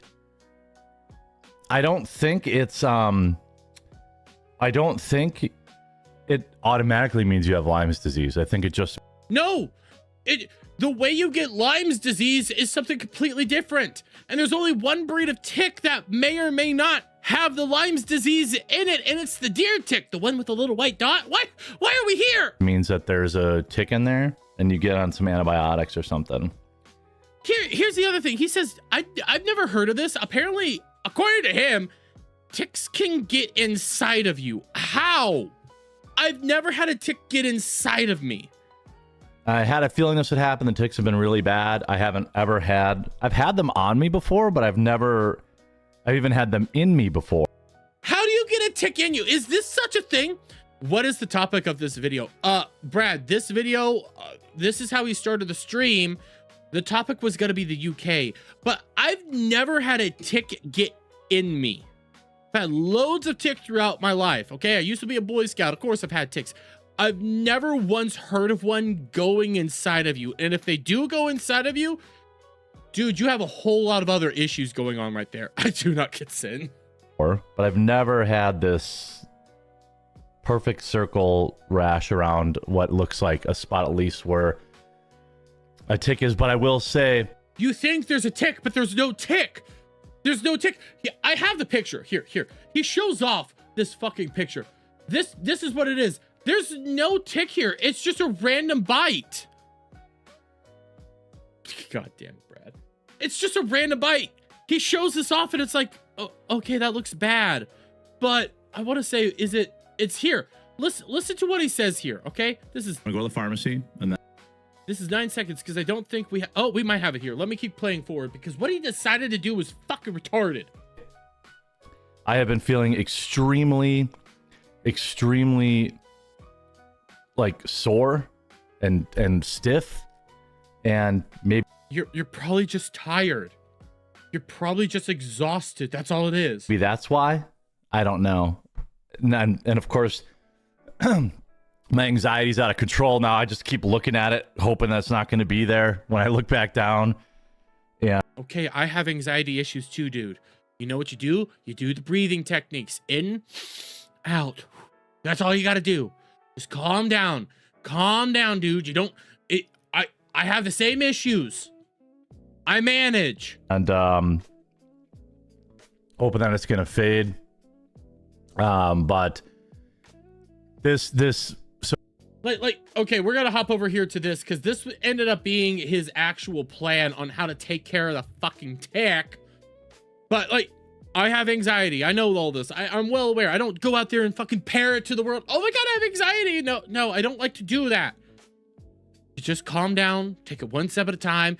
It's easy to maintain, dude. It really is. You're freaking yourself out, and this is why you never leave your house, but maybe once a fucking month. I'm gonna go to the pharmacy and then I'm gonna come back and we're gonna do our other stories. Spider bites can get circles and seems Here, because it might be a little low, I'm gonna boost up this audio, but this is him talking about like his plan on how he's gonna deal with the bite. can also get tick bites and not see a tick attached. Yeah. There's a small red dot in the middle, but I dug around in it with a knife and there's nothing in there.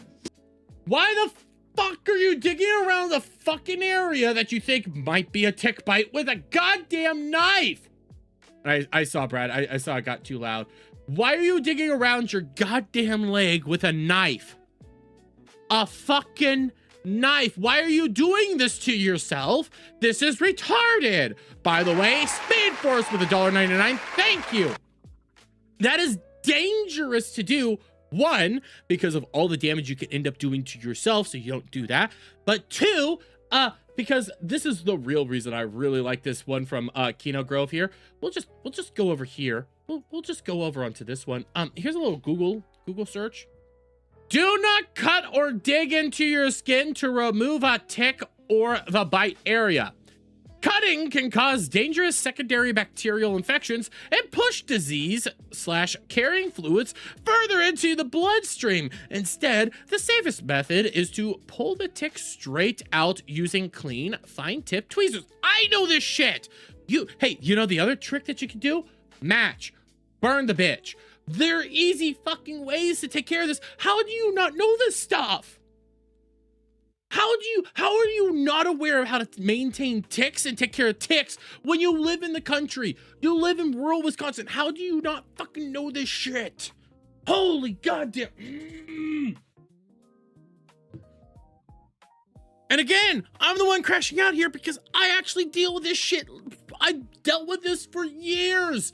Rural Kansas, Boy Scout, camping, all this stuff. It's just common fucking knowledge to take care of this stuff. And whenever I hear these people freaking out over all the goddamn ticks, it's like, it's not that hard, dudes. What's wrong with you? There's easy fucking tricks. People have known how to deal with ticks for literal years. Here's a fun fact for all you guys out there, because one of the things I do in my blue collar as I work in agriculture, you know what you give animals to help keep away the fleas and the ticks? Garlic! I'm not even making that shit up. There's an entire season where you're just feeding your critters garlic to keep all those things away. Like, we've known this stuff for literal years at this point in time. How is it that you don't know this? How is it that you're not doing that? Okay, I'm so terrified of this alpha cow. I'm gonna look up how to maintain ticks. Oh, I need to throw out all this goddamn chemicals. Oh my God, it's so hard. No! Where's the triangle? You know what? That's a good point. I need to do the triangle. I need to do the goddamn triangle! Okay, check Golden Steer Steakhouse for Vegas dinner. Ooh, that's gonna sound nice, Brad. That's gonna sound... Chill, brother. You're gonna get an aneurysm. The quarter pounder isn't worth it. The reason I'm crashing out on this, and you're right, I should not be. It's just that this is fucking second grade literal tick manager. You should know how to do this. This isn't that hard. If you're living in a rural area, this is not difficult to learn how to do. It's not difficult to do this. And yes, it's uncomfortable. It is really uncomfortable to try to protect yourself around ticks. Long sleeve shirts. That's why a lot of farmers wear up the button-ups that go down here, because the idea is you're covering up the area of access for the ticks not to get into. That's all it is. You got a bug bite, you're tired. Yes. Helators on proves out that it's a bug bite, but okay. Here's the really fucked up part. So I put out a video on this. Fair points, brother. I understand the frustration. Yes, I went through scouts. I had to learn this shit. I had to learn all this shit. Plus, I already knew a lot of this. So it's just so... Brother, it's not that hard. And you're freaking yourself out. You're freaking yourself out over all the alpha gal and all that stuff. You have made yourself terrified. Nobody's made you terrified but yourself, because you are now buying into it. Breathe, for the love of God, and listen to reason here. But this is the real wicked part. And I say this because I can't believe this happened today. I seriously cannot believe what we are about to get into happened. So I'm not going to play the whole clip because it is hard to watch. It is actually heartbreaking. I'm gonna read it, because here's Bad Banner. Okay. If you saw my video earlier, you know what happened. So I'm just going to read this because it's painful to listen to this section. And I gave Jeremy props when this happened. I said he did good work. This is actually like good thing that happened. When this whole moment went down, it's like, yo, you did good work. Prayers. Hope everything's good. But quartering abruptly into stream, he says his dog Huck is having a seizure. Prayers for Huck. I know a lot of people are denying the fact that Huck may or may not have had a seizure. You can hear it start happening on stream. Like, if you want me to do this, I'll turn off BGM. I'm going to up the audio. It's got to get loud because Bad Banner is bad at managing audio. So I'm going to up the audio. You can hear it start. So it's not easy to listen to. I'm not doing this to mock him. I'm literally thinking, What Jeremy did in this moment right here, bro, good. Yeah, his dog apparently is old. He has these issues. Dude, you managed this well. I'm not going to mock you for this. This is actually hard. So again, I'm not doing this to berate him, to say anything bad about this moment here. I think he did a good job here. But just playing it just so you know, you could tell that it happened. Oh, no. Here, I just glitched out there, but you could kind of hear it at the beginning.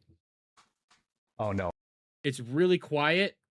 Like, it's really fucking quiet. If I boost it as much as possible, right at the beginning, you can hear something's going on. Oh. Here, let me double check my audio. One more time. Oh, no. Huck's having a seizure. Oh, my God. Hold on a second. Like, you could hear it. There's a little thing right at the beginning, like there's weird ticking. I believe it happened. So I'm not continuing this because this is hard. And I know I see somebody says I had to put my dog down, my last dog. Oh, I'm sorry, bro. I'm sorry, brother. I'm such a big dog lover that I can't do this.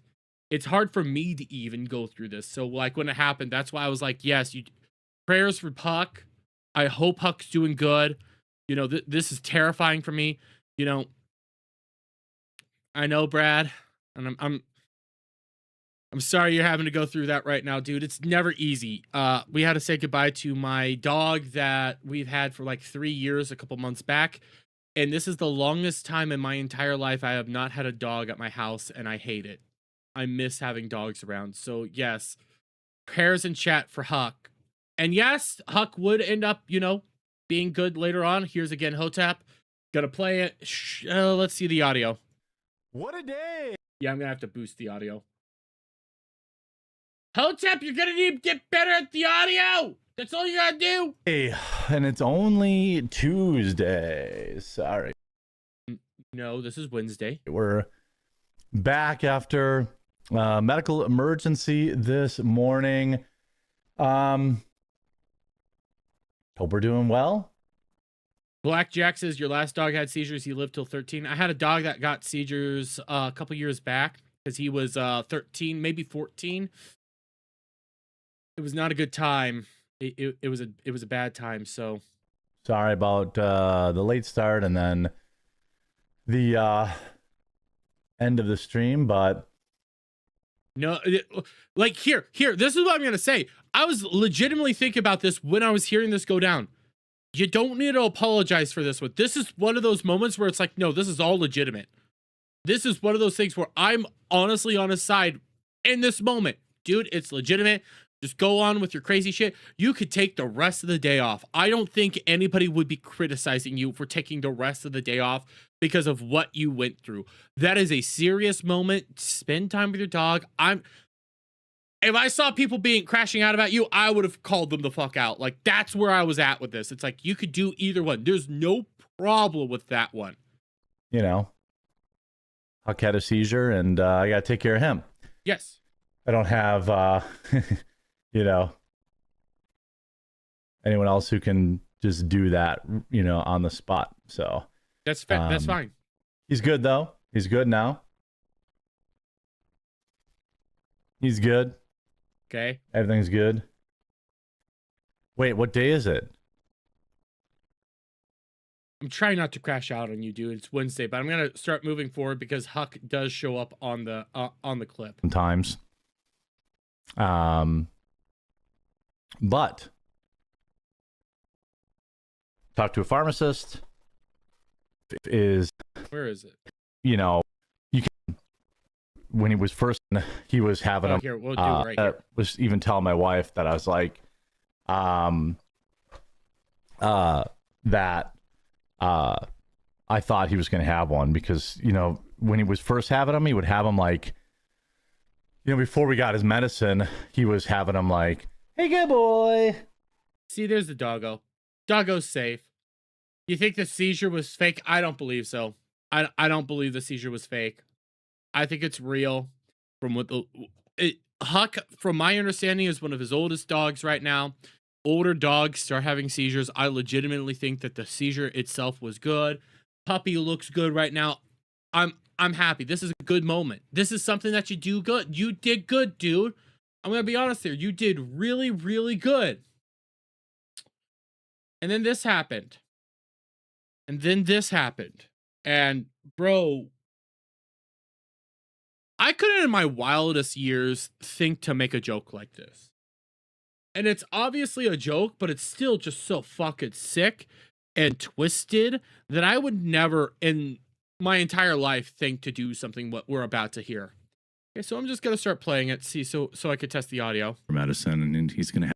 Okay, so I'm gonna go back. I'm gonna boost the audio real quick because it's a little loud, but he's talking to somebody that wants to, you know, do some return on products, and the guy's being nice, you know, it's not that insane, but this is how Jer responds to it.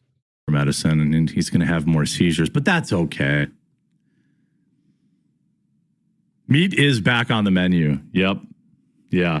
And as I look at it now, it's it's fading more and more. So I probably got bit by something last night. I was outside. The right moment here, buddy. Working on one of my gas-powered RC cars, and I got bit by something. No, it's okay if you don't want my dog to get his medicine. That's okay. You can return the coffee. I'm kidding. I'm kidding, Vinny. Get what you're supposed to get. Just, you know, Huck will have more seizures. That's okay. Maybe the next one will be the big one, but that's... Like, dude, that's fucking sympathy baiting right there. That's sympathy baiting. That's using your dog as a fucking shield. Using your dog to grift off money and shit like that. Like, that's really fucking awful. There's one thing with, like, making a joke, okay? Making a joke much later on down the line. Okay, much later on down the line, like maybe next week, maybe the week after. There's a time and place for this stuff. You can make a joke then or some shit like this. But this just happened. You have everybody on your side like, dude. You know, everybody who hates you is literally being like, you know what? Prayers to the chats. I know some people believe it's not true. I'm one of the people that legit, it's 100% happening. It happened, okay? It's true. But then you turn around. You go take this serious moment right now, by the way, right after it happens, go like, listen, dudes, if you want to return your stuff, I'm not going to be able to afford Huck's seizure medicine. I'm not going to be able to actually take care of my dog. If you guys don't do that, I'm kidding, but for real, you know, I want to be able to take care of my dog. Maybe the next one's actually going to be the big one and he's going to die. Like, that's a serious thing. Dude, that's fucked up. That's preying on us. That's manipulative, that's sick, and it's your grift going well in advance. Think about it like this, okay? A couple weeks back, yes, he got a lot of money for this, but a couple weeks back, good Jer, his parents got into a car accident. He mentioned it on stream, but didn't really try to grift off of it. He actually felt kind of dirty grifting off of that. Because that's what a normal person does. If there's something serious going on, you might go like, hey, here's a mention. I'm not going to utilize it to try to go out there and make a couple bucks because I feel kind of dirty about that. But you have no problem with this. You have zero problem using your literal dog that had a seizure just moments ago to try to grift more money out of your audience. And then you pass it off as a joke, but you keep going forward with it. It's disgusting. No, he's going to grift Huck's passing when it happens. I'm calling it now. It will 100% happen.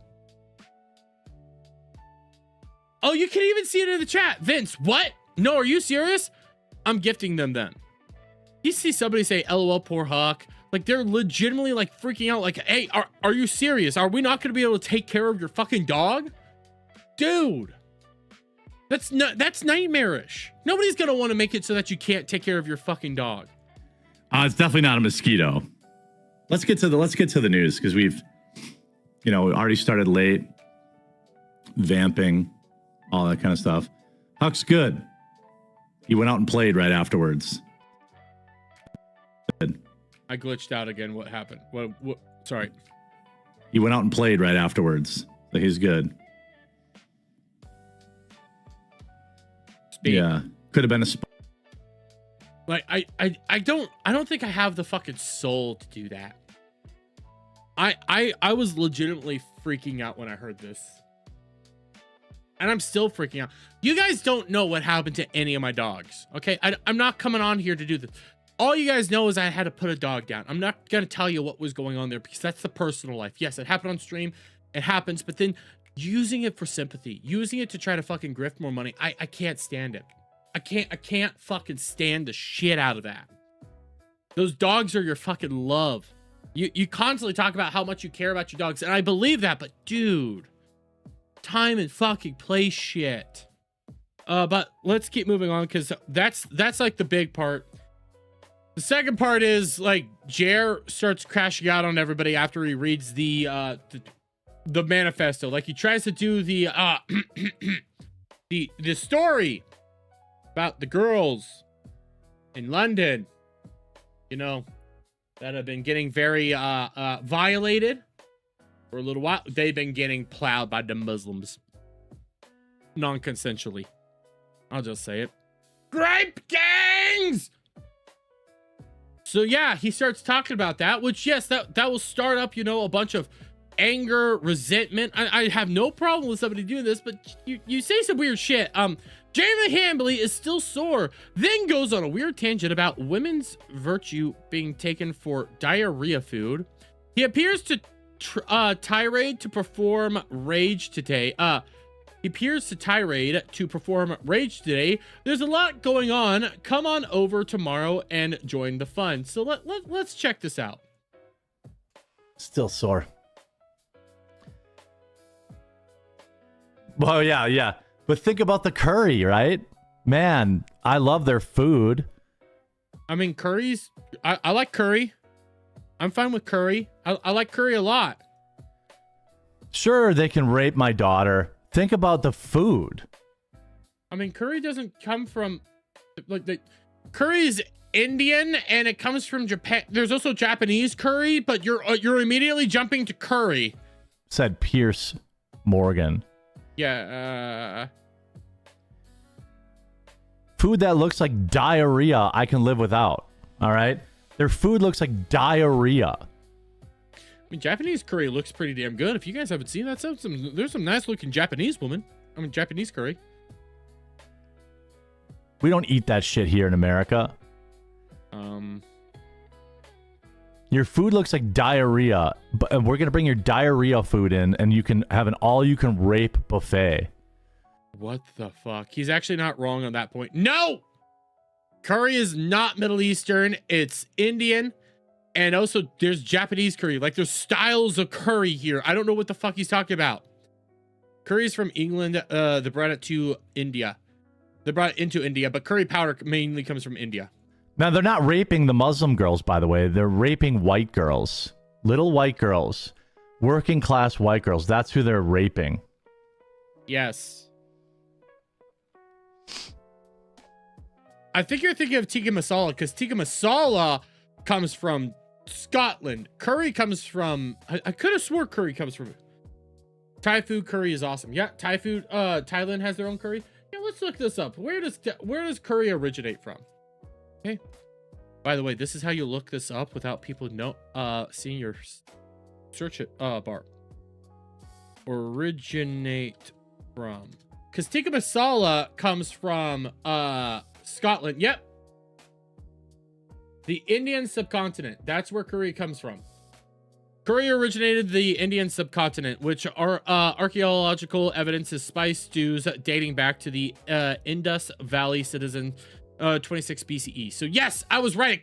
I know where curry comes from. Tikka masala, though, which we think is Indian food, actually Scotland.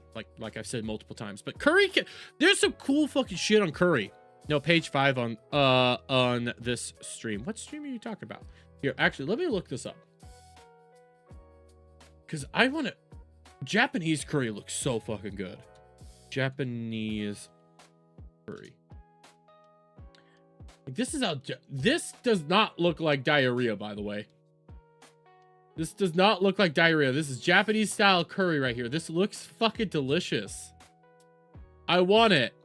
Get Japanese pork cutlass curry, katsu curry. That looks so good. Oh my god, look at all that. This looks so edible. I want it. It doesn't look like diarrhea. Why are you crashing out about this stuff?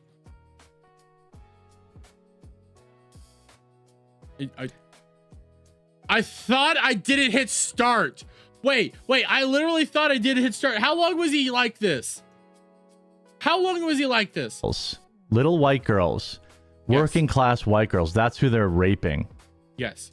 1, 2, 3, 4, 5, 6, 7, 8, 9, 10, 11, 12, 13. But think of the 13 goddamn seconds, dude! Dude! curry, guys.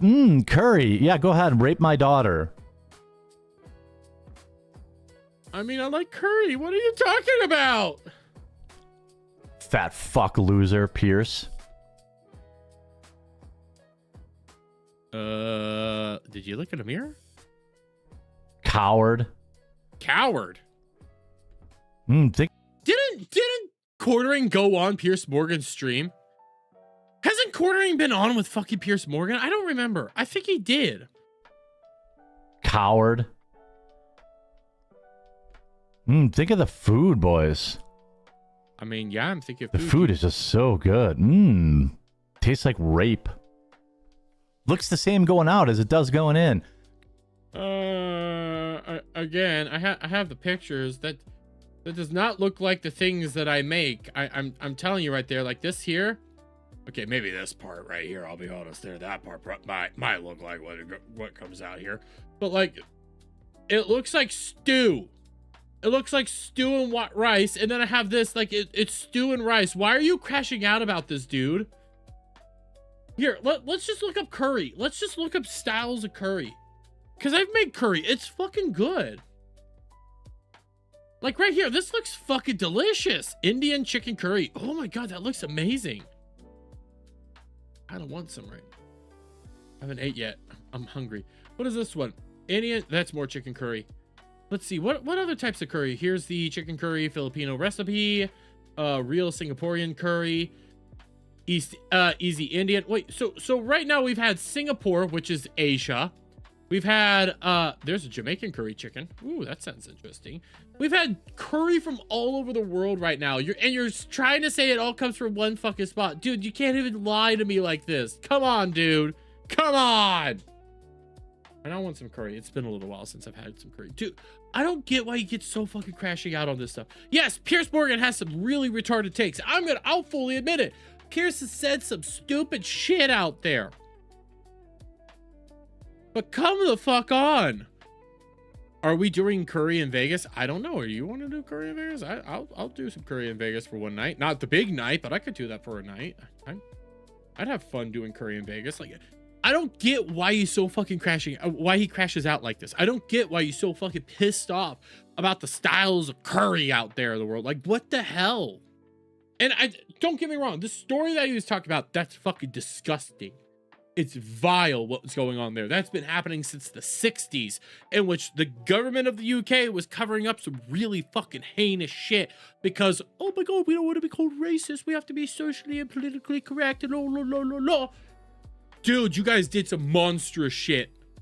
Monstrous shit. And yes, there's bad arguments as to why it's not that big of a deal. But crashing out over curry when that's not even the food they're known for. Indians do that. You're literally just going full on racism over random fucking brown people. Asians, Indians, East Asia primarily is the area that does all the curry, not the Middle Eastern people. Jeremy check DM says Tiny. Nothing wrong in the UK at all, says Brad. No, fuck you. What is this? Indian goat curry. Oh, that does not sound good, but what is this? The best Indian curry you will ever have. Here, I'm gonna play this mainly because I'm curious. What is this? This actually looks fucking good. What is this? Here, we're gonna play this real quick. What is this? This actually looks fucking killer. Welcome back to my series where I show you cooking Indian food is actually easy. Today we're making shahi paneer, and no, it's not the same gravy as butter chicken. One of my absolute favorite vegetarian Okay, don't be eating this with your fucking hands. curries. You definitely gotta make this one. And it only takes 30 minutes. I start by roughly chopping 4 tomatoes and 2 red onions. The full recipe is gonna be posted down below. Down in a pan, heat up a teaspoon of oil and butter and add in a few whole spices and let that get fragrant. Then add in onions, tomatoes, optionally red chilies, green chilies, cashews, and cilantro stems. Cover and cook for 10 minutes on medium heat. As that happens, chop up some paneer into cubes, remove the bay leaf, cinnamon, and cardamom, and then blend it till smooth. Then in a bowl, This does not look easy. This looks fucking difficult. add yogurt and spices which are listed below and mix it up. Again, heat up oil and butter in a pan, then add in green chilies and Kashmiri red chili, add in the yogurt, gravy, dried fenugreek leaves, cream, and paneer. And now it's time to enjoy. Welcome back to my series. I mean, that does look good, but I'm not gonna ever be able to fucking cook that shit.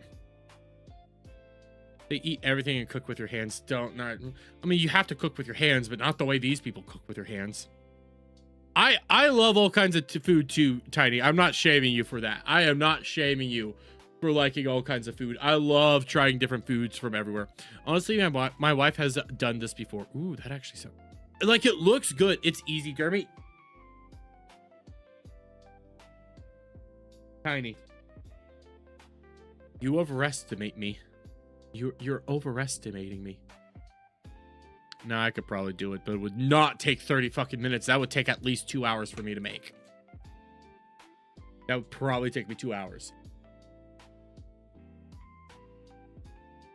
It looks good. I'm not gonna lie. It looks fucking delicious. And you're crashing out over this chair. Cloud, shut up. Shut up. Cloud, you better watch yourself. I will bring back the Sasquatch conversations. Don't think I won't, bro. Don't think I won't. Ingredients list longer than my... I'm not gonna finish that one. Yeah, I have a hard time reading shit, okay?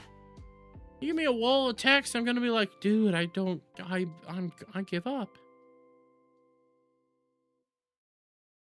Indian food is good. I've had some Indian food. I really like it. Like, I do like Indian food. There's a bunch of really cool food throughout the entire world. Dermy is used to the Afghan curry he got while embedded with the Northern Alliance. Squatch love. Yeah, Brad, Squatch love. We could bring back the Squatch love. I have 103 viewers right now over on YouTube. You guys want to learn about the Squatch love? I have no problem bringing back the Squatch story.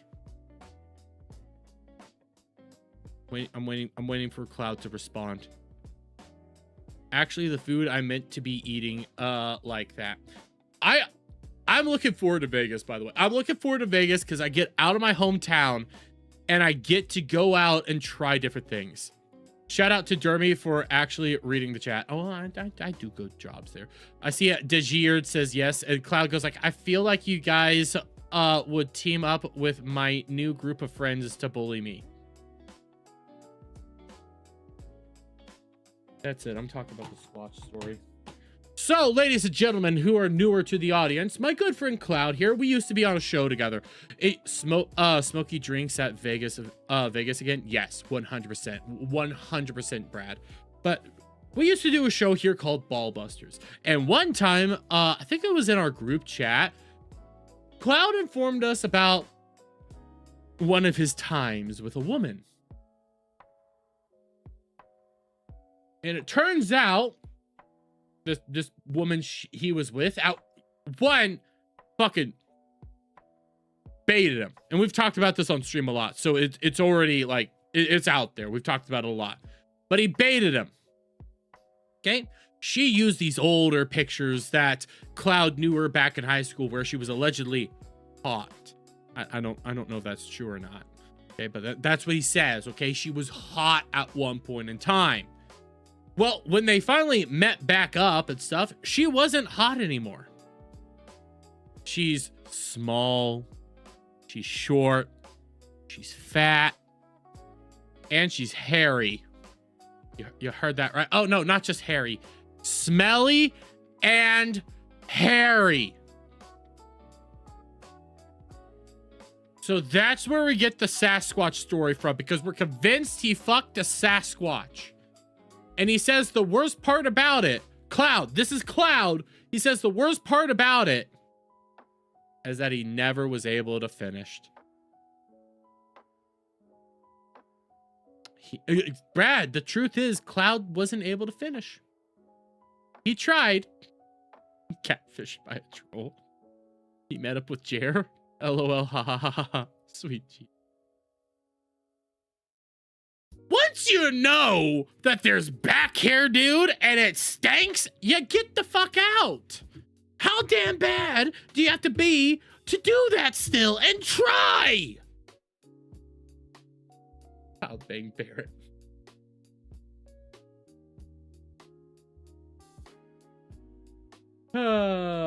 We need Dermy lore page at some point. We need an entire area, like just with our levels of lore and our stories. And you know what will happen? There'll be somebody that makes a lore page of me one day to try to shade me, and I'll look at them and go like, yeah, you're right. I fucking wore Nami cosplay on stream. What you want about it? I did that shit. I put a bikini on and a wig. I did it.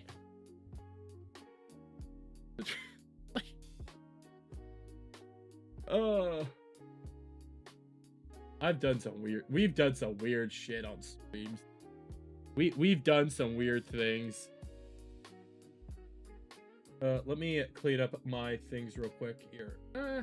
We could do this tomorrow. Here, I'm gonna bookmark these for tomorrow. Not tomorrow, but Saturday, because Hassan's been crashing out and I want to cover that.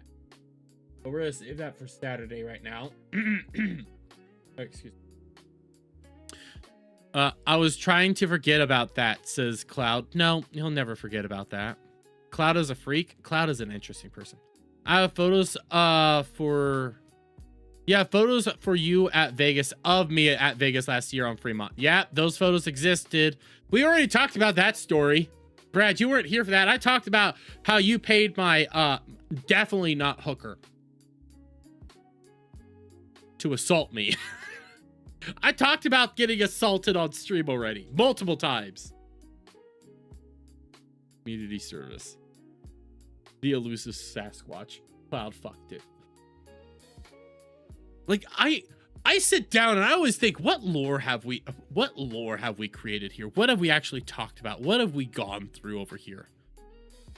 What, and Tiny, I see your DMs. Don't you worry. I see what you're sending me right now. What is unveiling the origins coffee, the Arab world, golden age? What the fuck? I was so drunk I could not sort out. No, Brad, you were trying to give me a 50. Here's the funniest thing about that girl that assaulted me last year at Vegas. Brad was trying to give me a 50 to get her to go away. He handed me 100. Because that's how drunk he was. And then I sit back and I go like, I could have just walked away for the woman after she assaulted me. I could have kept that $100. I could have. Oh, that's right. I had to read weird fan fiction last year that Kirsha and Flash were my mom and dad. Yeah, that's a thing that happened. I nared myself. Not Nyara, you know, the VTuber, weird schizo VTuber.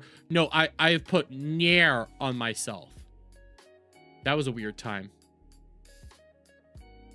I've thrown up on stream because I ate too many super hot chips.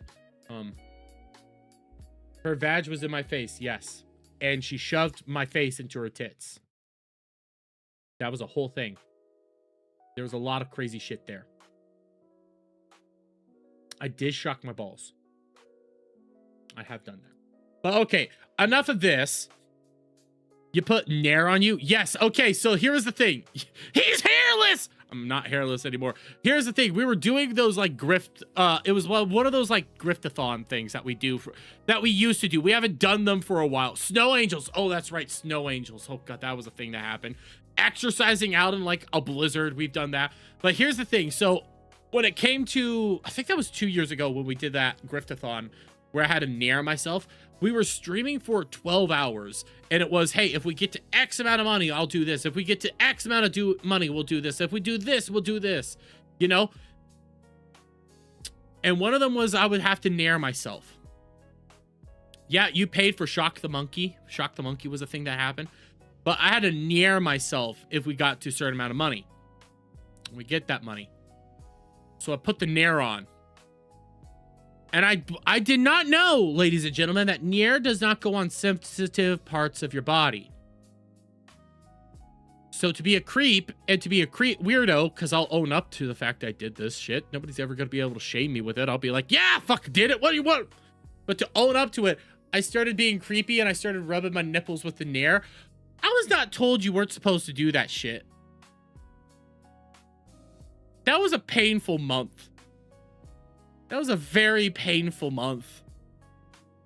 I see Tiny go like, oh no, before I even said what was about to happen. That was a very, very, very painful month. Oh. If you have Shafe, it burns. I learned things that day. Jeremy says nair, nair, nair, like Raging Rhino says no. Nair, nair, fuck off. Gotta wear. No, I'm not. I ain't doing that, Bert. I'm not doing that. That was just one of those things to be funny. There's Manscaped for that. There is. It's one of those things that be dumb and funny. Like, I've done dumb, weird things on stream before, and I don't do those anymore. Like, I quit doing them because here's the reason I have stopped doing some of that crazy shit. It started getting just too much. I started constantly trying to figure out how do I up the ante. And then it was bordering on just physical punishment to the point that it was not safe anymore. And I did not like just being the debaser. I'll own to the fact that I did this shit, but I was not liking anymore that people were just viewing me as this guy who would do random shit just for money. And it's like, I don't want to be that anymore. I don't want to be that. Greetings from Bronco Land, says Mike. Ooh, shout out. Men should manscape. Listen, some men, I can manscape some areas, but not everything. He was becoming a lolcow. I was becoming a legitimate lolcow, and I didn't want it. There was some stuff that people wanted to do that I didn't want, and they were trying to shame me. And it got to the point where it's like, I didn't want to do this anymore. It was getting too bad. Reverse lolcow, yes. I will say it. I was doing some lolcow shit. Like lolcow live levels of shit. And it just got to this point where it's like, I don't like to do this. Like, I'm doing this by choice. I don't want to be that guy. I don't want to be that. Totally agree. We had fun for some time, but we don't need that anymore. That's right. But I will say, you know, when my friends need to sell some comic books, Miss Shocky will come back. This thing will eventually come back. But that's to help sell comics. That's to help sell, like, help my friends sell books and shit. That's the only time this thing comes back, is when I'm helping people sell shit. Okay? When I'm not helping people sell shit, this thing is dead. That's my shock collar. I keep it there. Come back from the lolcow arc. Yeah, I was the lolcow, and then I quit being the lolcow. There was a time, I still need to do the Deme section, but there was a time where I would do shots on stream. And I got so blackout drunk, it was bad. It was dangerous. It got to the point where I knew that I needed to stop. So I am well aware I could figure out where it's like, yeah, I need to stop. I need to stop. A classic place. Brad, whatever you choose for Vegas dinner, let me know if I need to have very fancy clothes. Let me know about that. And by the way, shout out Sherry. How are you doing? How are you doing?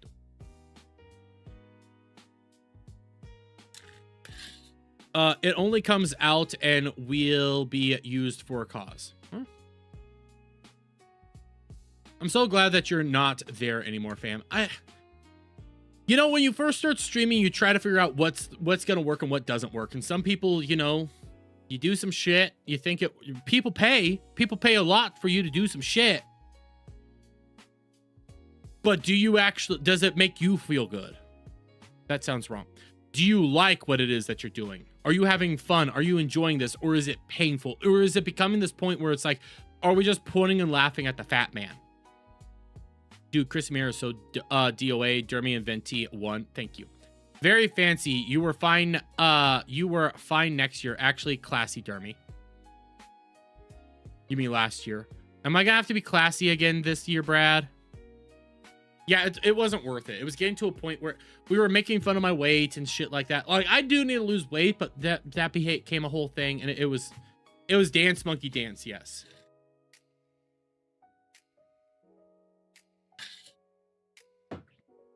And I don't want to be dance monkey dance again.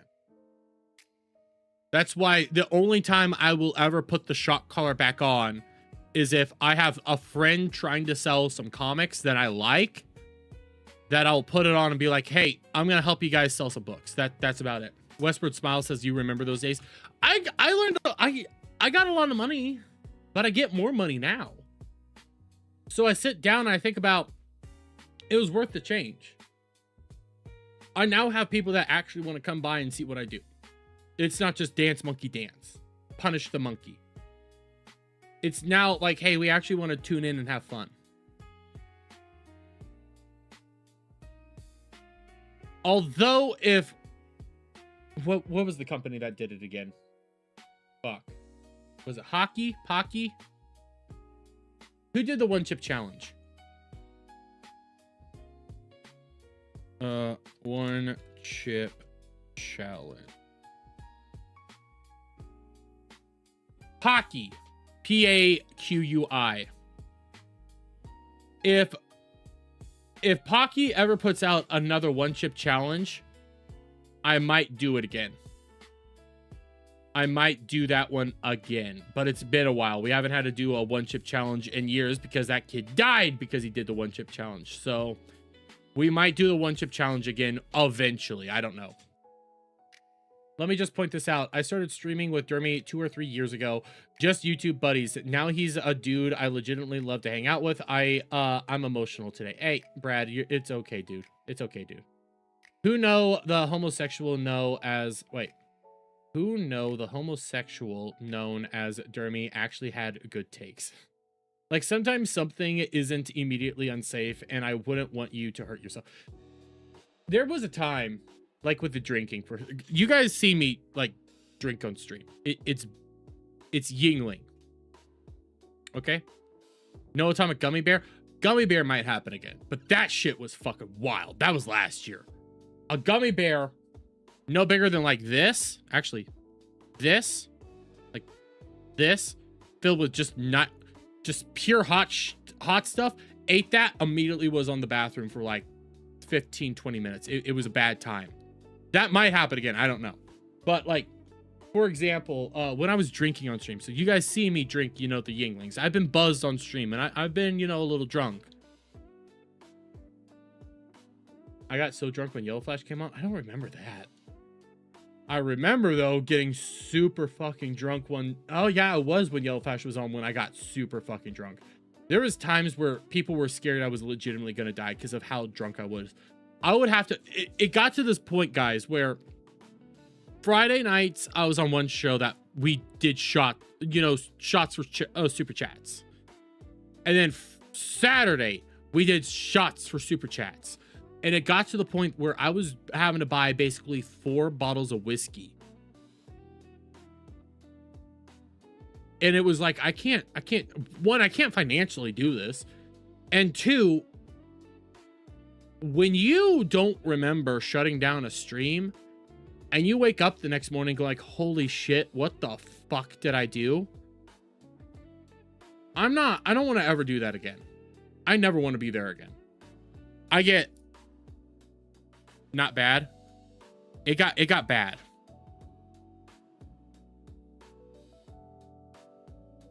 It got bad, but I know there's a lot here right now, but that's because I break them down and shit, and I just store them here before I take them out. But I buy maybe 1 of these a weekend on Friday, maybe 2, like 1 to 2. And right now it's just been 1, but I might buy 2 or whatever, and I drink these like sparingly. Sometimes when I have 2, those 2 last me a week. There was a time where I was drinking. Let me put this into perspective. I would buy 2 of these a weekend and then a lot of fucking whiskey as well and drink all sorts of stuff. It was not healthy. It just was bad. Speed Force says he was there and never again. Yep, never again doing that shit. That's the difference between me and Jer. Yeah. That super chat shot gimmick, horrible and unsafe fam. Yeah. A lot. Hey, there was a time when I made a lot of money doing that. But I get more money now. But let's do Deme real quick. Okay. Well, let's not do Deme, but let's talk Deme. Oh, by the way, guys, real quick. I don't know if you guys noticed. I changed my icon. I could pull this up on X. I can pull this up on X. I can show you guys this. There actually, on the notion of drinking real quick, there was a couple times where I made videos and reviews drunk off my ass, and I couldn't do it. I knew that those were bad videos. I can't show this here. I can pull it up here. I want your guys' genuine opinions on, because it's not a rebrand per se, but I changed my icon and everything. I like it. I like the new icon. This was a good icon. I really liked it. Random drive by. Shout out to Brad dropping another 5 gifties. Shout out, brother. Thank you so much.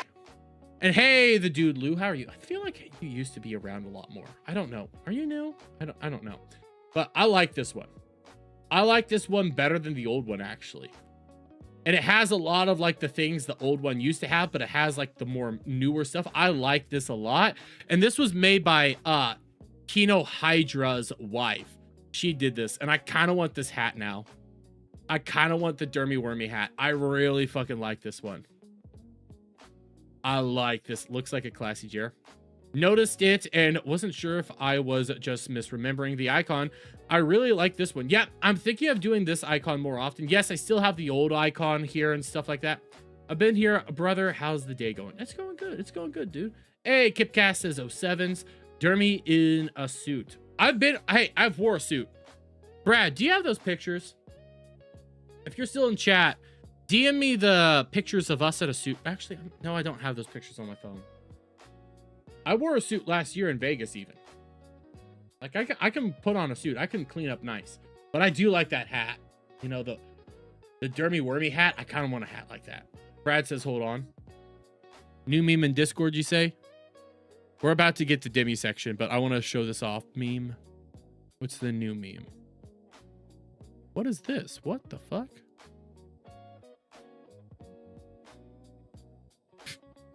Here, let's open this real quick. Open media. And then I don't know what the fuck, Brad. What did you do here? Open media. What the fuck did you do here, Filmacracken? What is this? What did you do? What did you do? Tonight's live stream, Dermy. I don't know what you did. And then I'm tired, boss. Awful tired now. Hold on. Legit Dermy looks good. Hail Hydra. Love the new profile pic. I love it.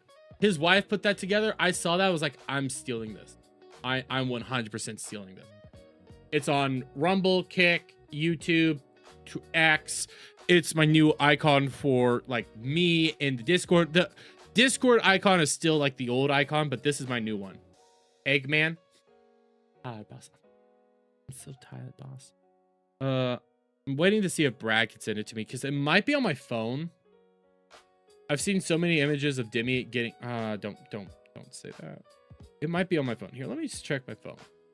I'm gonna do it like this so I can also try to look at chat at the same time. Collections. No. On this device, no. Moments. Let's try a moment. Let's see. Do I have it here? It's Vegas last year. I have some pictures. I think these are only the pictures that I took. Yeah, these are only the pictures I took, so it's not the pictures that I have downloaded. And the amount of downloads I have will be fucking insane. So I can try. May 2025. It would have been August. Where did you see that? Asking for a friend. What? The egg? It's in the Discord. Oh, you're asking what Cloud saw. I don't want to know where you saw that. Was it August? It was not August. November 20. No, 2025. I guess I don't have it on my phone. I thought I did. I guess I don't. Maybe messages? No? Canva, WhatsApp, pictures, Twitter. Oh, Twitter. Nope. I don't have it on my phone. Damn it. Damn it. I thought I did. Holy shit, I was 15 pounds heavier back then. Brad just sent it. Okay, I'm opening it up. Oh god. I was shaved head back then.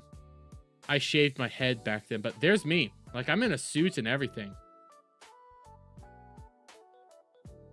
There I am. I have a bat. You know, I have my suit on. I have my white shirt on, and I was bald because we went to a place he wouldn't let me wear hats. I wasn't allowed to wear hats. Shaved my head last year. Never doing that again. Actually, no, I will be doing that again. I will shave my head again. Man, I miss this day. You have Static there. You have fucking Steve right here. Here's Brad, Gal. We have Shaka Zulu. Shaka Zulu's pregnant wife. This was a fun night. This was a fun fucking night. Yes, I did love the veal parm. I ate a little.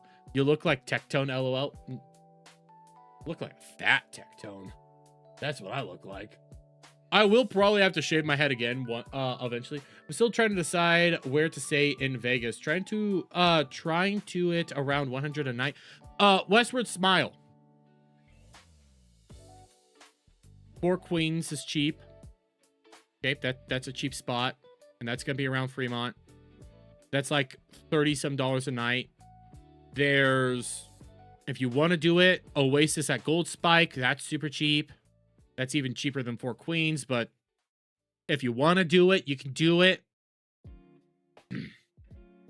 Glad we look happy, so grow it out. I can't grow it out. There's an obvious issue that is swiftly coming my way. Let's just say. So I'm gonna have to shave it. I'm gonna have to. Well, Brad, you stay at the Trump because you're a lawyer. But I'm planning on staying around like the 4 Queens or some shit like that. So, because it's right on Fremont and it's easiest. It's the place everybody goes to anyway. So, I don't know. It looks fine, fam. It's not fine, Tiny. It's not. It looks fine because it's out. I need to get a haircut. That's what it is. But okay, we're gonna do the Deme section. Oh wait, should I be near Fremont or the Strip? You're gonna want to be near Fremont. You are Westward Smile. You are gonna want to be near Fremont. The Strip is okay, but Fremont is the actual like party spot. So that's where you're gonna want to be. Jeremy is a porn now. But you're 29, dude. How are you bald already? My mom, my family. It ain't good, bro. It ain't good, fam. It ain't good. I'll fully admit it ain't good. I might as well just shave it all off. You'll send me a link to some shampoo and conditioner. Okay. And Brad Ubers to Fremont, but that's also because he can afford it. It is shave it. You're not bald, fan. It's going bye-bye. Thank you very much, Speed Force. But okay, we need to do the Deme section. Okay, then we're gonna start wrapping it up for the night because you still have a lot of hair. Fremont is in Old Vegas, correct? Yes, but the new Fremont is like it's where it's all at. That is where like the bars across to everywhere is. That's where all the get-togethers are. That's where like the main casinos are. Bald and beautiful. Hail Hydra. Shout out Keto Hydra. Shout out, brother. Did you miss the Liam talk? We haven't talked Liam for a while. Like I didn't. Here's the thing about Liam. I've seen a lot of updates on Liam. Bro, what the fuck? Dude needs to calm the fuck down. Like that whole comics area right now is just so toxic. I don't want to get near it. That's how bad it is. Yeah, Fremont is where he did that. I feel you. I have the same hairline. Yeah. Liam's too mental. Yes. Hail Bearing says Dizzy. Bearing was at the beginning. He was on for a good chunk of time. But okay, we got to do this. We got to do this. The Kino did shifts crash out. That guy is nuts. Ooh, that guy sounds interesting. I might look at that one. But like Liam, the thing with Liam, he's just too mentally unwell that it's just I shouldn't. Better than Asmund. That's true, but that's also because Asmund has like long hair that is also falling out at the same time, so it does not look good. You respect all who don't kowtow to cry bullies. Hail Jeremy. Yeah, I'm not gonna kowtow to Liam. It's just it got to the point where it's like, this isn't fun. there's some issues here that I don't want to be dealing with. It's just not a fun time. Every time you say Liam, I keep thinking Pentello. Asmon is already bald though. He's bald with long hair. It is disgusting. I see some people are starting from the beginning with bearing and shit like that. That's so fucking wild. I love it. I love it so much. Yeah, it's just cruel at this point. But okay, we're gonna do this because we got some shit we gotta talk about. Okay, so we've been talking Deme a lot. No, we are not discussing whether or not Deme had sex today. Okay, we are not discussing that. But when it comes to Deme right now, she's in a world of fucking hurt because again, where we all started with this is this tweet right here. Just a reminder, I'm extremely uncomfortable with not safe for work of me. But why did you do make your VTuber look like that? Just because I like sexy or hot things doesn't mean I want to see porn of it. Well, you get chibi reviews pointing out that it is a virtue signal because shortly thereafter, yes, Deme would repost more or less softcore versions of her art. Simple enough. Not that crazy, not that insane, but it was a fact. This is what happened. And because of this, Deme went psycho and started mocking the fact that Chibi Reviews had his fiance leave him for his best friend, and his whole friend group just basically left him and stuff, and he was at the brink of wanting to, Minecraft himself. That's pretty much how this all started. This is where it all went wrong, where everything was atrocious. It's like, girl, as a VTuber who talks a lot about men's mental health and how you are an advocate for men's mental health and all this stuff, why are you mocking the fact that a man had his fiance leave him and was at the brink of, Minecrafting, as well as you talk a lot about, men's mental health because of your own boyfriend who has struggled with these issues, who also was at the point of wanting to, Minecraft. Yes, he did get help. He has actually gotten better, but it's still like she's mocking him for all that stuff. Like, it was a fucking wild ass time. Well, we would end up getting comments like this, which is just insane. I was too busy in Japan to see what happened in Twitter. What I meant by not safe for work, since a lot of people are confused, I'm okay with lewd, never have not been okay with it. I just don't like seeing people F, lol.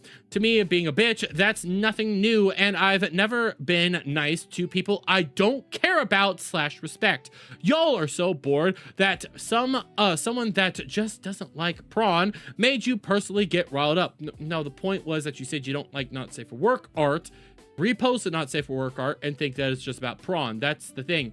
But then she would continue to say things like how she will not be apologizing because she doesn't respect Chibi. She doesn't care about Chibi. Why the hell would she ever apologize to somebody she respects, cares about, all this stuff? You would have her repost a link saying, hey, I'm going to go live and address the drama. The link just took you to a 24/7 rerun chat. And her own mods were trying to organize this whole thing as, no, it's super real, it's super honest. Make it look like it's real, guys. Make it look like it's lifetime, like I'm gonna do this, because she wanted to get the views up. She tried to actually grift off this whole drama and make it out like it's something beneficial to her. Well, you would get this one from the other day. GB fans want to preach about men's mental health while making fun of a man's attempt. Got slashed accidentally when I pulled the scissors away from him, trying to save his life from a horrible decision. Nobody was making fun of him. They were pointing out the hypocrisy on what you would do here versus what you're going to do over here. It didn't add up. Well, through all that, we get to today. After constantly saying you're never going to apologize, how you don't respect her, respect Chibi, how you're mocking him constantly, how this stuff's not this big of a deal, she tweeted this out today, saying, I was ready to genuinely take this to the ground because of the idea that why should I ever feel bad being rude to someone who's a piece of shit? After some reflection, the thought occurred to me, do I really want to go as low as him though? And the answer was no. Yeah, guys, no, she doesn't. No, Chibi's just that bad. Chibi is just that bad. But I don't want to be as bad as Chibi. Ignore the fact that I, mocked him and relentlessly for this whole thing. Ignore the fact that I attacked him and all this just because I couldn't deal with it all. Ignore the fact that I kept just dragging him through the mud for days. Tried to grift off it, said that he's a bad person, I will never actually be on his side, constantly said all this stuff, called him a chomo and all these things. Ignore all that. I'm not going to stoop down to his level, guys. I'm not going to be like Chibi. I'm not going to stoop down to him. Ignore everything that happened prior. I'm just not going to be like him. I said what I said because I personally think there's no scenario that a friend group chooses the side of a fiance that cheats. I can't even fathom friends siding with a cheater. However, would I have brought it up if I knew he was Minecraftal because of it? No, I don't believe you.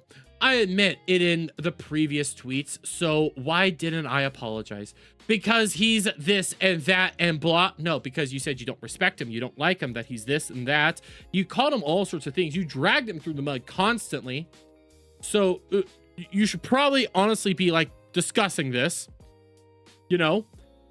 But I thought about it, and that kind of ideology is quite harmful. Then why the fuck did you do it? You did it. Why did you do it then? If it's harmful now, what changed? What changed in between this time? Because this came out today, guys, June the 17th. This started on the 12th. This has been 5 fucking days. What changed in these 5 fucking days? You did this already. What's the difference now? Why not keep doing it? I don't get it.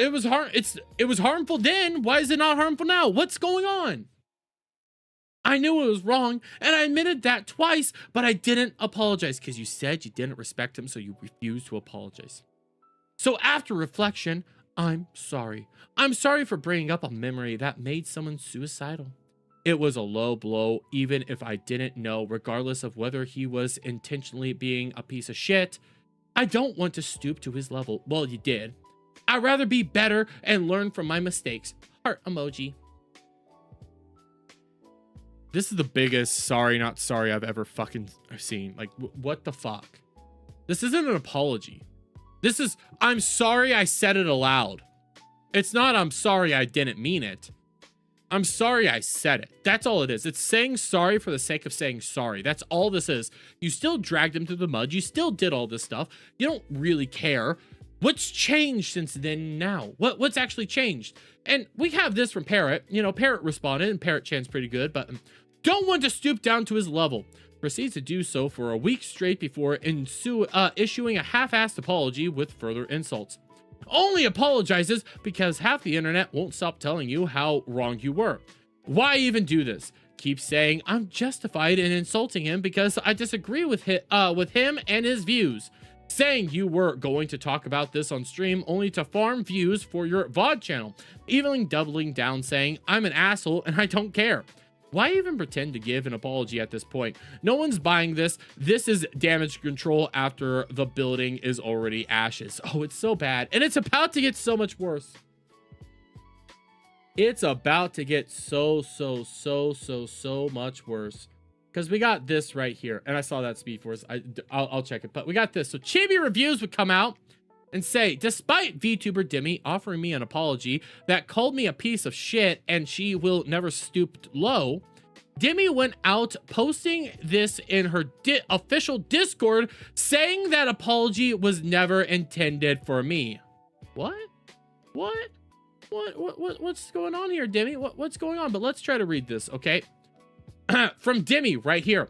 So I don't really give a shit about randoms that I don't even recognize their name of. So literally don't worry about me, LMFAO. Here's a picture. Maybe if I took a picture right in front of it, it would look cooler.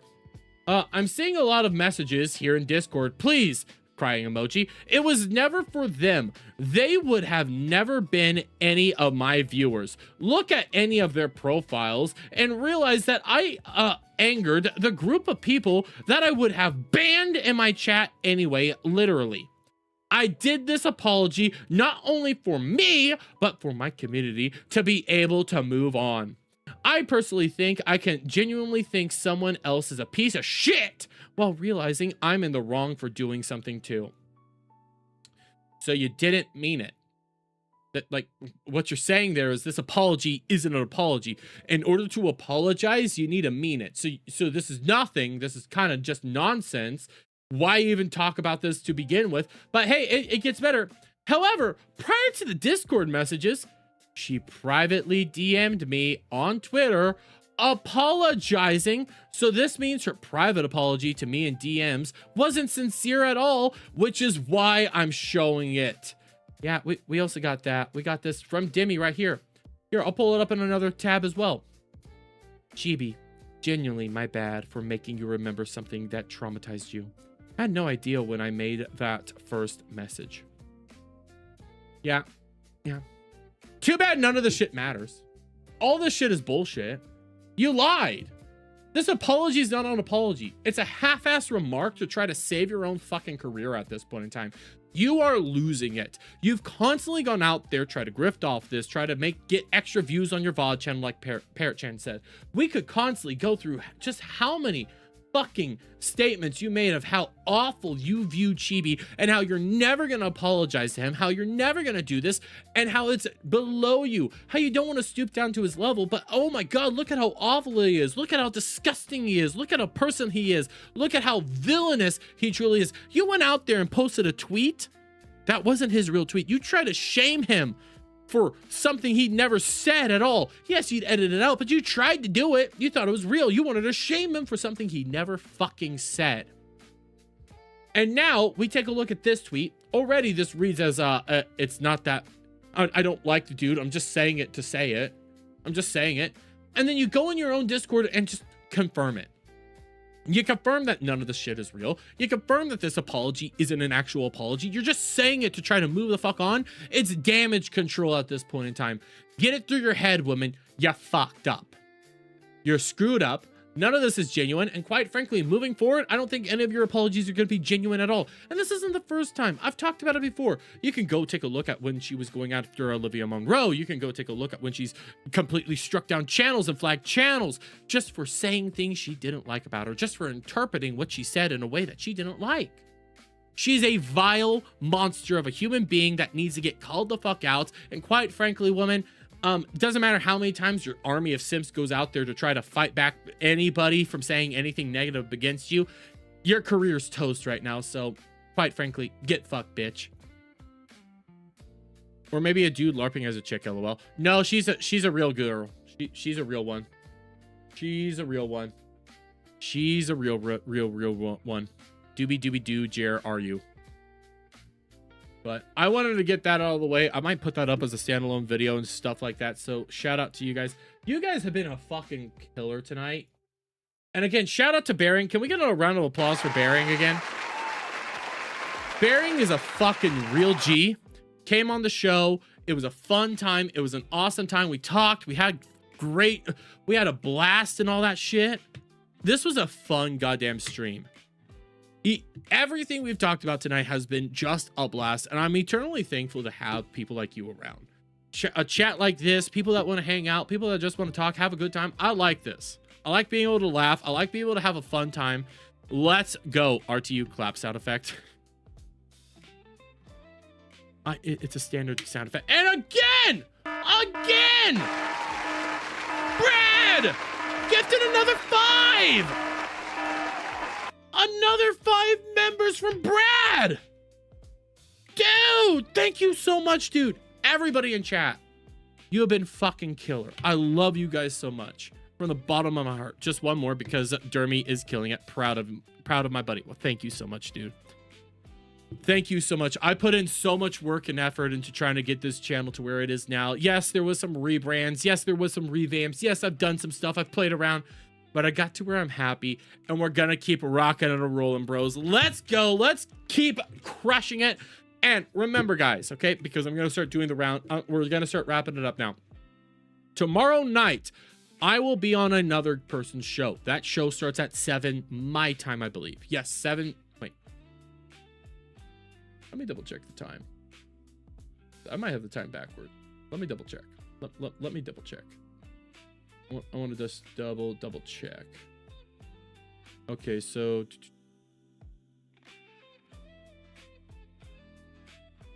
okay, so yes, it will be at 7 p.m. my time is when the show starts. It's called For the Homies Podcast. I will post links everywhere. Be in the Discord here. I'll drop the Discord link real quick. Okay, I'll add everybody when it's time, but I'll drop the Discord link so people can get access to that. You can check it out there. I'll drop it in Discord. I'll drop it in the community tab. I'll drop it on X, so you guys will be able to find it. I'll be over there hanging out. There probably won't be a stream tomorrow. If there is, it'll be a very quick one. Friday, obviously, we have the Try Hard, so shout out to that. You should reach out to Cynic and FF's Cast to be a guest sometime too. They've been reaching out to me. I'll think about it. I'll think about going on. I don't know yet. I really don't know. I'll debate it. I'll debate it. And the main reason it is because it's like I'm just so tired of the comic area. That's the main reason. I'm just tired of it. So if I go on, it'll be what it is. Have a good night, Brad. FYI, I'm trying to leave a live stream at 9:30 p.m. on Sunday for my wormhole watch, so I'll boomer the hell out of it.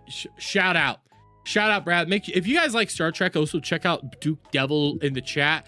Does a lot of Star Trek content, really puts in the effort there, so check him out as well.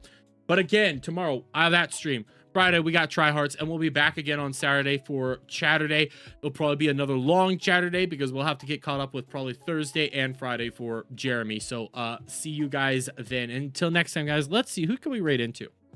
We got 5 people over on Kick. I might be able to host. Oh, I could host. Okay, I'm raiding into Kato Casino over on Kick. So you guys get to go check out Kato Casino on the Kick side. Everybody else, because they don't stream on YouTube, full shame. I will be sending the rest of you guys over to who's streaming.